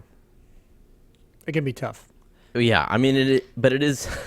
It's almost that was the seed that was planted at the beginning of the book. I mean, it is a story about a man who was obsessed with the 1980s, who designed a game where you could win a fortune if you embraced his obsessions and learned as much about 1980s culture as he knew. And that's got to be a big theme. And got inside his head. The theme really should be, the tragedy of that character, of his obsession, and how his obsession bred more obsession, not only for games but for the contest. Oh, that would be an interesting interpretation. That's what I'm saying. I think that would be a really good way to end it with letting go of your obsessions. Oh God, I don't see that happening. I mean that could be an interesting interpretation. If maybe that could be woven in there as something that people could leave the theater thinking about. And the relationship between the Ogden Morrow and the Anorak, which is graced upon in the backstory and somewhere at the end. Very Steve Jobs wasn't it? I think that needs to at least be fleshed out more, and maybe be a parallel for the main character. Like you need these kind of themes to happen to make it be relatable and be a good movie. Yeah. I've always said that I have a very unique appreciation for this book because there are other movies. I don't want to spoil it unless we're doing a spoiler cast, but you mentioned War Games. There's another movie that they go inside of and become a participant in. I had that movie printed, the script printed on my wall. On my dot matrix printer, I had printed that out in the 80s and put it on my wall. I knew every word to that movie. So it's when this showed up in the book, I was I could have done that. Yes. Which is relatable to that audience, the Ernie Klein audience. Right. Is it the Steven Spielberg? Is it I think the that's blockbuster audience? I think that's going to be the tough part. You got to find you got to do it without, for lack of a better word, bastardizing it. Yeah. In the views of people like you. Right. Right. There's a finessing that needs to happen. Yeah. I mean, like I said, I want to watch the But movie. the idea, like that just happened to be one of my favorite movies. I'm sure everyone has a movie where if that was the movie that Ernie Klein chose, they would have been equally excited about that. So geeks have movies memorized. It's going to be interesting to see if they can let everyone in geek culture like take part in that fantasy. Yeah. All right. Let's. Do we usually do questions first or what we're testing? I think we do what we're testing. Regardless of which, let's jump into a queue.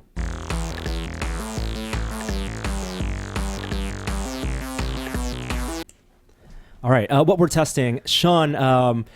Good timing for you coming on this podcast this week because just yesterday we published the review you shot with Will about the Ultimaker 2. Yeah. And great that you're here as well, Jeremy, to talk about 3D printing. Is that on your website yet? It is on Just tested today, yeah. Today? as Cool. Wednesday All this right. week. Right. So you've been testing the Ultimaker 2 for the past month or so. Yes. How do you like it? I like it a lot. Yeah. I get asked a lot, like, what printer should I get? And the funny thing is, as much as I've been doing this, I don't actually get my hands on a lot of printers, like one-on-one. So I got, I started with a Thingomatic. I have a MakerBot 2X at home. I've seen a lot of stuff at the trade shows and Maker Faire and stuff, but I talked to Ultimaker, and because Ultimaker and MakerBot were like the two that I was really following and looking at buying when I first started, and because they were about the same time. And so the Ultimaker 2 just looks so nice. I really wanted to get a hold of it, and they were kind enough to send us one. So I really like it. If you have I feel that. With everything that I've looked at in the research and reading reviews and feedback on stuff, I think that if you have the money, it is probably the one to get if you just want it to work and work well and have basic and advanced options. It's just an all-around nice printer. The mid-range Ultimaker 2 is $2,500. Yes. Yeah, and that's the one you were testing. You have been Yes, the testing. Ultimaker 2. I think a lot of people, when they look at 3D printing, it's like almost three categories. There's on the high end where you're going to go, you work for business and you want to buy something that just works and it's going to give you great prints and you want to spend multiple thousands of dollars. Right. And you're going to look into technologies, you have the research. And then there's the enthusiasts, people like, I think most of the audience here, people who maybe read about MakerBots or have maybe built a 3D printer but want to buy something solid, can deal with the software, can deal with troubleshooting and have maybe $2,000 to spend. And then I think a lot of people want to buy their first 3D printer. And we did the printer bot, under $1,000. The simple metal. The simple metal. Yeah. And you got one as well. And the Ultimaker really isn't for those people. I mean, they can if they have the money. Yeah. But if you don't know what you're going to be doing with the 3D printer, You just want to mess you just around. want to mess around with it, Yeah. this is not for you. But the things that you do look out for, having used a Replicator 2 and having used different 3D printers, the Ultimaker fills all those check marks, right? Does its design is really sound. Yeah. Honestly, the only drawback I have is that I feel that a lot of people who might want to buy something like that is people who have, bought a beginner printer or have something else and want to move up. The only thing that I have an issue with is it's a 3mm diameter filament, which is unusual. Not as many printers are using it. And I have a box full of 1.75, which is the much more common thing. But that's just a personal thing because I'd be moving on to something different. But And the fatter filament doesn't mean that you can't print as fine because the nozzle is extremely fine. It goes down to some of the finest resolutions that I've seen. So it's just a supply and demand. it's just it has a different drive mechanism that needs the thing. And it seems about selection of 3 is as good as 1.75. But all around, a very, very nice printer. I've been very pleased with It's it. extremely quiet. Yes. That's something that Mine is loud. that doesn't get enough press. I think that's like one of the selling features of it. Yeah, it is very quiet. It's one of those things that you can't just list out in specs. Mm. I guess you could, but it's a really experiential thing. I mean, I know, Jeremy, you said you've had problems running your printer bot overnight or neighbors. I've had neighbors knock on the door, and I've had my I wife. keep worrying about that. Yeah. My wife more than knocks on the door. She does not care for the 3D printer sound. She does a wonderful impression of it. It's the song. Right. Yeah. Yeah. So it's been great, and I think we're gonna get to hang on to it for a while. So we'll get to do some more prints on it. Nice. Some fun projects. Jeremy, speaking of 3D printing, you've brought something you printed. Yeah. It looks beautiful. I have a PrinterBot Plus these days because I needed a heated bed and larger print area for some game frame prototyping, and so I took advantage of it with this Oh my god. this Imperial shuttle, which has a stand, and it print in place and it transforms. It's print in place. That's just one piece. Yeah. How long will that Very take to nice. print? It's careful with the laser cannons on the front. They're very fragile. Gotta be It took a good 12, 14 hours. That's 200 micron, but it's Nice. That's a nice print. Yeah, I thought so too. It's a tricky one because the rear wing needs support, and it did not. Even the support stuff that I tried using Simplify 3D to create some nice support stuff, and it still was a little tricky, but it was fun. It was a lot of fun to see that come together. I changed the camera so people can see a better view of it. Yeah, Over Very here. nice. fold the wings. So it's for people who can't see the lines, it actually printed this way. Exactly. And printed up like that, and that allowed it to leave holes in between the wings where the joints are. Yeah. And also, even though it's very smooth along this axis, the angle here, it's still smooth for the cockpit, and the base is the only part that you really see that Yeah. standard bed. The rear wing gave me some real trouble. I had to dive in with some super glue mid-print. Like I didn't even stop the print head. I like dove in there and Those are always can good. see that. Have you done that? Like I dabbed I've- some right glue here? on there. I've- Yeah. I because I use ABS a lot. I do an acetone. I do a little daub of that. Really? It works good. Yeah. Yeah. It's tricky. That's And beautiful. unfortunately, the designer didn't like this is the original stand, but he didn't have these nubs on there, so it just kind of slid off of it. It's not a really well designed stand, so I redesigned the stand to have some little nubs so it holds Nice. the ship. Nice. Wow. Yeah, That's very, very cool. I thought so. Oh, and he's not listed on Thingiverse as a Star Wars Imperial shuttle. Yeah, he. It's like the Mars Scuttle yeah. or something like that. Well, I think he even mentions that in the description. It's like, I don't have any rights to this. Right. It's like, wow, yeah. Most people are just like, yeah, whatever. Well Great done. color too. Andorian camo. Nice. Dorian camo. the moon camo. What else have you been testing, Jeremy? Gosh, I'm sure I've been testing something, Norman. iOS 9. Windows 10? No, not yet, because it doesn't support Oculus. So I'm sort of waiting for them to roll out support. I'm looking forward to it, though. I really can't wait to get on Windows 10. Yeah. After reading Will's tweets about it, I'm like, I don't think I'll wait. Oh. Apparently he had lots of trouble. Yeah, it Really? his system was a little special. Well, too. his upgrade process was not cool. Yeah. was a little clunky. I did the in-place upgrade both on a laptop and on my desktop, and it was fine. I did have to reboot a couple times. But Yeah, it's been I think fine on, now. on stuff like that, since I a lot of my livelihood comes from my computer, I just kind of wait until I hear the news. Right. So, You have a year. That's right. Yeah. Yeah. So no rush if you're happy with what you currently have. But it's fun, and people are coming out with plenty of guides how to tweak Windows 10, bring back Aero, some transparency, some regedit fixes, stuff like that. I mentioned earlier I brought the Phantom 3 Yeah. to Canada, and I'll be writing and shooting a review of that in the next week or so. Jeremy, you've flown the Phantom 2. Yeah, the 2 Vision Plus. The 2 Vision Plus, and we've had that for a while. Which is, there's only one Vision Phantom 3, right? There's two models of the Phantom 3, the Pro and the Silver. Oh. There's one that doesn't have the 4K camera. Oh, okay. Yeah, the 4K camera costs a little more. But that's it? That's it. They're both gimbaled cameras. both gimbal Okay. cameras, both mounted on. I would recommend getting the 4K camera one. Mm-hmm. It's the video looks fantastic. You do have to learn how to fly for filming.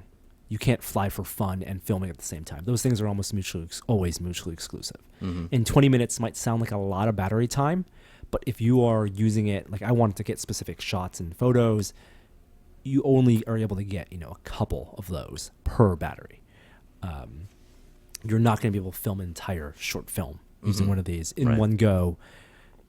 plan for 1 or 2 shots. You gotta be conservative, and it's a whole different language of mounting a camera and controlling a camera. Yeah. One of the things I wish, and I haven't really looked into whether these are available yet, are just like iPhone and Android phones, you can get lens adapters, because iPhones are fixed 35 millimeter equivalents, which is not a super wide angle, but good for most purposes.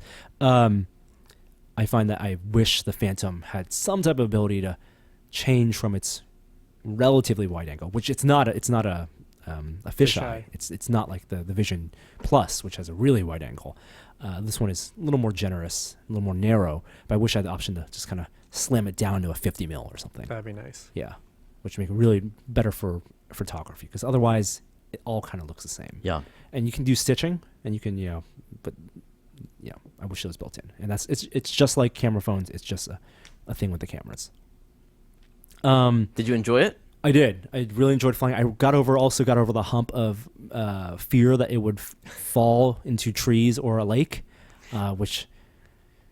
That's scary. I mean, it's because it's still, it's, even though it's a 3rd gen product, we're still talking about a lot of things going on at once. Yeah. And anything going wrong, especially when it's 100 meters away from you, if it's over a body of water, right? It could fall out of the sky at any moment. But I did get over that fear, which was good. Okay. It speaks. I mean, you got to be careful, obviously. So you're over the fear, but you still acknowledge the possibility. You acknowledge the possibility, but I don't fear it flying. All right. Falling out of the sky. Yeah. Which speaks a lot. I mean, I've never lost control of it. You always have control, even if the video signal goes out, starts crapping out. Easy to bring it back. That's good. But yeah, fun to fly. Photos look good. I have some stuff on Flickr, and like I said, I'll be shooting a video review and writing something up soon. I also brought along. So this is funny. Windows 10, I think, came out the day I left on my trip, which was a Tuesday. And Microsoft had sent us laptops to test Windows 10 on. Will got a Surface Pro 3 that he did a lot of his testing on, and I got a Lenovo Yoga ThinkPad Yoga 12, which came with Windows 8.1. Did not have Windows 10 pre-installed on it. Wait, they'd send it to you? They wanted you to test the install process. Which I can only presume that was the case. Yeah. And I will report that it went by very smoothly. All right. But that's the laptop I brought on my trip, and I really like that laptop. It has a Broadwell U Core i7 processor, video editing on that. I couldn't do that on this MacBook Pro. Okay. That type of photo editing. And the screen isn't like... I think laptops, if you're going to use a work laptop, I don't think you need a Retina screen. I think 1920 by 1080 is totally great for laptops. It's all about as long as the color accuracy is good and the brightness is good enough. Web browsing might not look as good as a MacBook Retina screen. How'd you like the hinge on the Yoga? I like the hinge. Yeah, it doesn't go all the way flat, but I love the Yoga hinges. Yeah. And ThinkPads are so sturdy. One of the things that I don't think you see a lot of in reviews is the explanation of why there are bezels and what the trade-offs are for bezels. If you look at products like the Dell XPS 13, which has its super thin bezel, like edge to edge, beautiful, beautiful screen. And even, from companies like Lenovo, their Yoga Pro series, which is a consumer grade, the IdeaPad series, really, high resolution screen and thin bezels. And then you look at the ThinkPads and you're like, why is there so much bezel here compared to, like a MacBook? Or, a lot of it's for durability. And also for the wiring, where do you put the webcam? Where do you hide the radios? And they're just different standards, different expectations. I think business users expect a sturdier laptop, and from their design standpoint, from laptop makers' design standpoint, they need to factor those things in at the the compromise of having a fatter bezel. Yeah, when I upgraded like a year ago, I was really close to getting a Yoga. I did a ton of research on it, and seemed like nothing but good things to say about them. I think does it have a dedicated video card, or is it just the Intel? It's just the Intel one. Okay, I think that's why I ended up not going with it, because I needed a dedicated card for the 3D stuff, but it was a nice looking computer. Jeremy, did you get your electric objects? I did, yeah. I mentioned that last week. I haven't had time to play with it too much, though. Have you played with it? Yeah, I've been playing it all this week. It's fun. I just gushed last week about the network setup because it uses that smart config thing where it's really fast to give it the Wi-Fi access point. I think that's a cool hack. But that aside, the display is nice. It's cool. I like submitting your own artwork to the website. That's the only way you can put stuff in there. And I'll write up something about this too, but it's what they wanted to make is a product that specifically was not your target picture frame slideshow display. Mm-hmm. No slideshow functionality is intended, and they will never put slideshow functionality on this thing. They want you think they'll probably cave to that. People want to put their photos. I know on people have asked for it, but you can put your photos on there, like you said, with the URL. Yeah. But can you have it sequenced between them? Cannot sequence. No sequencing. That's surprising. And people will make an app that does that. And developers, I think, can tap into it, and there'll be an SDK. But what they've designed, this product design, this hard limitation, I think, is what they would call a feature, because they presume that people who buy this, because you can buy a 23-inch display, you can put a Raspberry Pi in there, and you can make a slideshow. You can make it display all sorts of interesting data. Yep. What they're selling is their concept of a digital piece of art. Mm-hmm. And but you should probably describe what it is. So it's a 23-inch matte LCD panel that they have custom manufactured of a thin bezel. It's an anti-glare screen with a built-in computer in the back. Meant to be wall-mounted vertically. Vertically, right? Yes. So again, another limitation. Meant to be wall-mounted vertically and put on a stand vertically, kind of to represent, a 16 by 9 piece of poster art that you would spend on the Kickstarter. I think it was $300 on. You can get a really fine 1920 1080p matte screen for under $300 without the computer. Yes, but that's where their margins are. And the idea is that you use the app or the website to send pictures from, either URL or upload a piece of art or from their collection.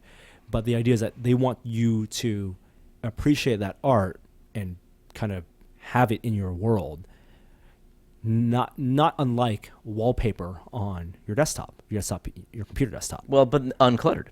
Right? Uncluttered, yeah. Exactly. But in the same mindset where some people, when you choose a wallpaper for your desktop, it's not permanent. You're committing. There's some level of commitments to it, right? Mm-hmm. Commitment, some level of commitment to it, but you change it maybe, once a month, once every 2 months. But you like that piece of art so much that you have it there. Yes. So they specifically it doesn't support being like a horizontal orientation. You could upload a piece of art that's horizontal. There's no UI at all. There's no text. There's nothing to keep you from doing that. But every single piece of artwork that is on their website for you to click show this, it's all vertical. Yeah. Interesting. So it's not as permanent as spending $50 on a screen printed piece of art, which you can add to a collection. Yeah. But it's like that in a sense that you can, if you are someone who buys poster art, for example, and puts it on your wall, and you maybe swap it out once a year, like that's the market they're going for. Mm-hmm. People who like art, want to have it in their world, but maybe absorb it, want something less permanent, but have it kind of in that background. It also supports animations. So that's something that posters animated GIFs, yeah. That's cool. Which is really cool because you can go on Tumblr and just copy Tumblr links and put them on there, and it'll blow it up and see cool animations. Yeah. It does consume power.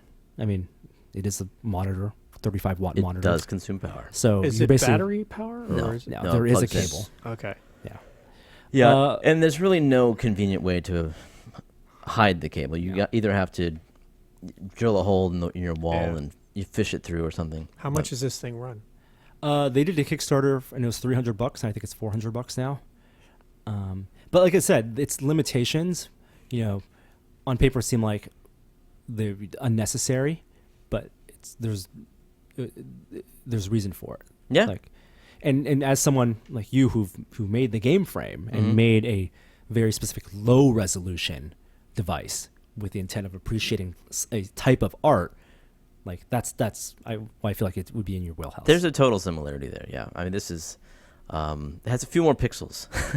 Well, I mean, its the limitation electric isn't object. in the pixels, Yeah. but in It's appreciating digital art. It's like trying to establish digital art and on the same level as traditional mediums. yeah, Yeah. And It's 500. 500. Yeah, wow. it's a little pricey. That I think that's too much for it. Yeah. No. And it can only connect to 2.4 gigahertz networks. they offer the service backend of that. Don't take for granted how much work that takes to develop and Oh, maintain. I mean, that is I believe it. it's not just the hardware. So Yeah. they did a great job with that backend. I was impressed. I mean, the gut feeling is like, oh, why can't I just tap this into a Flickr feed like I could do with the Apple TV? Yeah. Right? Why can't I just have it rotate every, even set an interval for every day, rotate? But it's against their ethos. Well, who knows? They're gonna have to be flexible and find out what people want. Yeah. I think it would be cool to whitelist a group of your friends who have them, and then allow anyone to change your artwork. Maybe everybody can. Recipe for Well, you wouldn't want to open that up to like Reddit or like you wouldn't want to let anyone Select have access to that. friends, yes. Right. Very, very select. Very select, yes. But I would allow you to change my artwork, for instance. I know that you have good taste and you consider the audience. Okay. I did remember one other thing I've been testing. Yep. Rocket League, which Oh, yes. I you agree. guys, I'm telling you, do you have a Steam account? Do you play Yeah, games? of course, yes. You got to try it. It's a $20 game, and it is the most addicting experience I've had in many years. It reminded me, for some reason, it reminded me of Carmageddon, the styling of the cars and stuff. Yeah, I mean, it's Carmageddon in that there's a nice physics engine that, Yeah. but is also very arcadey. Yeah. It's soccer with cars, but it's only cars so much as like that's what you're driving, but they have an immense amount of aerial control. So it's like abandons all physics in favor of good gameplay. I appreciate that. Like if you can do forward flips and back flips on command, you can do barrel rolls, you can jump and double jump. And there's can- weapons involved too, correct? There's no weapons, no. Oh, okay. You can ride on the walls indefinitely, like walls that are perpendicular to the ground. Nice. And it has no right being as strategic and fun as it is. It is a fist pumping adrenaline rush. Gamepad game or a keyboard mouse? You can do you can do both. I've only done gamepad because it is a PS4 game as well. So I think that was their designed controller. And you can do cross-platform play, I think, right? I don't know about that. I think you can actually do like PC versus PlayStation, which is pretty awesome. I don't know why. There would only be a technical reason why. There's no technical reason why you wouldn't. It's maybe if because I have looked into that and I haven't found a definitive answer. Is that true that that's enabled? In any case, they have released the patches in sync with one another, both platforms, and it's a ton of fun.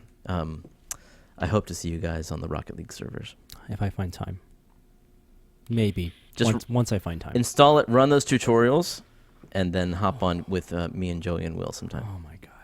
I think the last game I played, I played a Road Rash, modern version racing game for like an hour. Yeah, which was fun. Procedurally generated worlds. The great thing about this game is you can just dive in for 5 minutes because the matches are 5 minutes long every match. Oh, nice. And you can choose 1-on-1, 2v2, 3v3. That's it. There is a 4v4, but it doesn't count. And that's it. Like you jump in for one game and then you can go back to whatever your life was beforehand, but you won't want to. You'll want to play another one. And it's a blast. It's not like TF2. How long were those matches? Like 20 minutes, right? They could go on for many more than that. Like they were commitments. Yes. Oh yes. But this is much lighter than that. Okay. I'm very Rocket impressed. League. I know people have been tweeting about it a lot. Yep. So it's very popular. Go check it out. Let's take at least one question, but first of all, let's take this music cue. Emails? Well, but we do the other one. Email. 'Cause it's, we don't do emails. We do Emails? No. Questions? Boom. If you have a question for This Is Only a Test, go ahead and send an email to, I believe, podcast@tested.com. I want to say it is. Text questions are just fine, or an audio question, but check your levels and please keep your question limited to, I believe, a minute is what we usually ask for. No audio questions this week, but I did solicit some questions over Twitter, and I got just a few of them. This one's from Parker. Parker says, "Hey guys, just wondering if any of you were Boy Scouts, and if so, what your favorite memory was." Thanks, said Parker. I was a Boy Scout. You were? I didn't make it to Weeblo, but I was a Boy Scout, like early. And my favorite experience was making those little tiny cars. Pinewood Derby, yeah. But not the ones you sit in, like the Yes. little ones, Yes, right? Pinewood Derby. Yeah. Yeah. And did I put a CO2 cartridge in the back, I think? No. Just wait. Just If wait. you cheated. It was not South Park. Huh. I remember something about CO2. Maybe not. You put typically like lead weights. But there were weight and also silhouette profiles you had to fit. Yeah. Like Yeah. they put a box around it to make sure it fit, and also they had to meet a certain. So you both did this? Oh yes. Well, I was not a Boy Scout. This is great. I don't think this exists anymore. But the YMCA had a thing called the Indian Guides, and I was in that, and it was ridiculous. It involved everybody had an Indian name, and there was a ceremonial drum that everybody painted their Indian symbol on, Wow. and you made the dads were in it mainly to make tomahawks and spears, which is really dangerous. Yeah. Yeah, but we did have the Pinewood Derby, and made a few of those. Yeah, I was a Boy Scout. Made it all the way. Eagle Scout. Look at you, man. I'm not surprised. I mean, I guess I was just a Cub Scout. It's all the same organization. Yeah. Cub Scouts become Boy Scouts. Weeblo stands for We'll Be Loyal Scouts. So you never learned the Scout Oath or the Scout Law, all 12 points of the Scout Law. I never had to obey it or anything. Nope. Not a lot of obeying going on. We did a lot of ski trips in my Boy Scout troop once a year. No, those are probably my favorite memories. Camping stuff was fun. Hiking was a lot of fun. Yeah. Back when I had better knees. Yeah. Bay Area is actually a really great place to go hiking. Dude, yeah, you had a nice spot to Yeah. be a Boy Scout. There was it's called the Rim of the Bay Hike Series, and you got patches that fit along a circular badge, and each patch along the circle one was a different trail or mountain. Point Reyes, Mount Tamalpayas, Wow. the Pinnacles that went all the way around. Yeah. And I got all of them. When you watched Up, was that nostalgic for you? Were you feeling like, I know what it was like to be that kid? Right, dude. No, I'm kidding. I'm kidding. Not really. Because he was more of a Cub Scout, and that was like he was kind of Cub Scout that helped people. Yeah. I was just in it to learn to build fires. Yeah, tie Get a knots. knife. I can still do a one-handed bowling. I mean, Right. the sash part, the hunt for merit badges. Uh-huh. I mean, I'm so far removed because they kick you out of Boy Scouts when you're 18.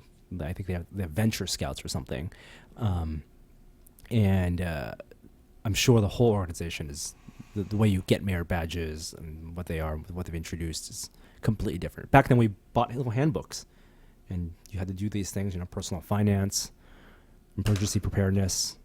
I got the computer one, which was design something like an MS Paint. Nice. Design your campground in MS Paint. Oh, wow. I considered using a Quake map generator to make my campground. Yep. I think it was You should have totally done that. and then what was it? Half-Life. Quake World. Was it Quake World? For Half-Life? No, Worldcraft. Yeah. What was the one that came out with Half-Life? I don't remember. The map creator before Source. I want to say it was Worldcraft Worldcraft sounds right to me. That was Yeah. a Quake. Yeah, I know. because Thing. Half-Life 1 was Quake. That's right. That's right. Was Quake engine. I want to say it was Worldcraft, and I made my campfire digital representation Nice. for the computer merit badge in Worldcraft, complete with lava around it. As any campsite should have. Oh yeah, Yes. oh yeah. David asks, "Hi, Test Crew. I upgraded my phone earlier in the year, and I still have my old Android smartphone, Verizon Galaxy Nexus. Device still functions, though, and it can be sluggish at times. I was wondering if you had any fun suggestions on ideas or projects that one might be able to do with an old smartphone. Also, what are your recommended methods for disposing of an old smartphone?" Well, I'm sad to say our practice method of disposing of old smartphones is to throw it in a cabinet in somewhere in this office, or recycling, passing it down to family members. What do you guys do with your old phones? Well, I use an iPhone, so Gazelle is a good spot just to offload that super easily. It's a service that will buy it for you for a set price, and then they resell it somehow. Any fun projects? Well, developing, I mean, if you just hook it up to an SDK and see what you can do, it's not as hard as it used to be. Download Unity and make yourself a Pong, and then show your friends. Sean, what have you done with your old phones? I'm funny because as much as I am into current technology and I work on a computer for a living, I hold on to them for grim death until like they're dead. So like I had the G1 for forever, and then I had the G2, the original G2. And I used that till it was dead. And then I'm currently on the Nexus 4, which I'm on my second one because they were just so cheap and they work pretty well. So I basically run them into the ground. and then by that point, they're so useless to anybody, I usually techno trash them. Yeah. I mean, the phones can be used there are a lot of robot projects that you can use Android phones on as both the processor, the radio, and the camera. And the speaker, like the where is it? Where's the robot? Robot. There it goes. I forget its name. Trying to come up with its name. There's a robot that we have. Oh my goodness, what's it called? That phone robot? The phone robot. Who knows, man? Oh, What? I forget its name. It had I forget. It's not Jibo. Nope. But yeah, they're robotic kits that you can get. I would say, if you haven't done it before, take it apart. Take it apart. There is some Take cool, the phone apart? stuff in Yeah. there, If you're never going to use it, That's not learn fun. it's if you haven't done it before. Taking a pinball machine apart is fun. This stuff's just too miniature. You it's gotta like fun. get the right screwdriver and Yeah. get the. Well, it could give you a good idea of what's involved if you actually need to Exactly. fix your phone. Exactly. Like cracking the case and the special screwdriver. Yes, and like all because that we can tell you that you're going to need a spudger and you're going to need to scrape off and carefully pull or bend some adhesive. Mhm. A lot of phones are just adhesive these days, but you never know how much force you're going to need until you actually take one apart. Because you're always True afraid that. of breaking it. So use it for a robot or take it apart. I think that's all the questions we have. No, there's another one on Twitter. Is there another one on Twitter? What's the best 3D printer in the low to mid price range? Oh, that's a question for for a you, Sean. first 3D printer. Low to mid price. I've mixed feelings with that. I've been looking a lot at the. I thought that the Dremel. Well, it's compared to like other printers. It is in the mid price. It's like $1,000. It looks like it's promising because it's coming from a reputable company, and it looks like basically a clone of a Replicator 2, which was a solid printer. I have been a little frustrated. I looked at the software, and the software is kind of. In fact, it doesn't generate supports. If you need something that needs supports, it directs you to Mesh Mixer. But you can't use Cura or Slicer? You can't. I don't know about that. I know you can use Simplify 3D, but that is an investment. But it's very good. I've been using that a lot. So you're saying the bundled software. Yeah, and the printer bots are great. I think, as we have shown on tested many times, I do encourage people that if you're serious, like. It depends what you want to do. If you want to like just print your own designs or cool things or whatever, then you want something that just works. But if you want to learn how 3D printers work and get into the nitty gritty, then a kit is great. So I think the PrinterBot Simple is always a good choice. Well, they sell that assembled. And it's They do, yeah. Only like $50 Yeah. more. It's cheap. So, but either Yeah. way, I think that's a good starter. Yeah. PrinterBot has this new one, the Play. It's only $400, and it's a smaller build area than the Simple. It's 4x4x5. It's but old school. it only comes assembled, but it's $400. Yeah, it's compelling And it's price. from some. It's really hard because you get asked that a lot, and there are so many printers out now. It's just mind-boggling. Yeah. And like I said, since I don't actually get my hands on them a lot of times, it's my recommendation most of the time is to get something like the Make magazine puts out it used to be a dedicated 3D printer issue, but now they've kind of integrated it into like a big issue now. those have been really good. I think that they do really thorough work. They're spot on. They're coming from a maker community. And I think that is a really good place to start looking at stuff. And they kind of give you a rundown of pros and cons and who is it good for. And I think that's a big question with a 3D printer. Who is this good for? And you have to decide what you want to do with 3D printing, So it's not the best answer, but printer bots, I think, are a good starting place. Looking to a milling machine. Yeah. It's not bad either. Any more questions on Twitter, Jeremy? No, that's the only one I got. Okay. So I think that's it for this week's podcast. Thank you guys for coming along for the ride. Will is going to be back next week, back in the hot seat, taking command, but we will appreciate all your comments in the comment section below. Like I said, if you have questions, send them to podcast@tested.com. And this outro comes... Oh, we are definitely looking for more podcast outros. So just search I think, Tested Podcast Outro in Google, and we should be the first result. There's a thread there. You can find all the files you need, put them on SoundCloud, make sure they're downloadable. And we'll play one in the future. This, I believe, is the latest one. Not exactly sure who made it, but I hope it's a good one. See you guys next time. Hi there, I didn't see you. Tested.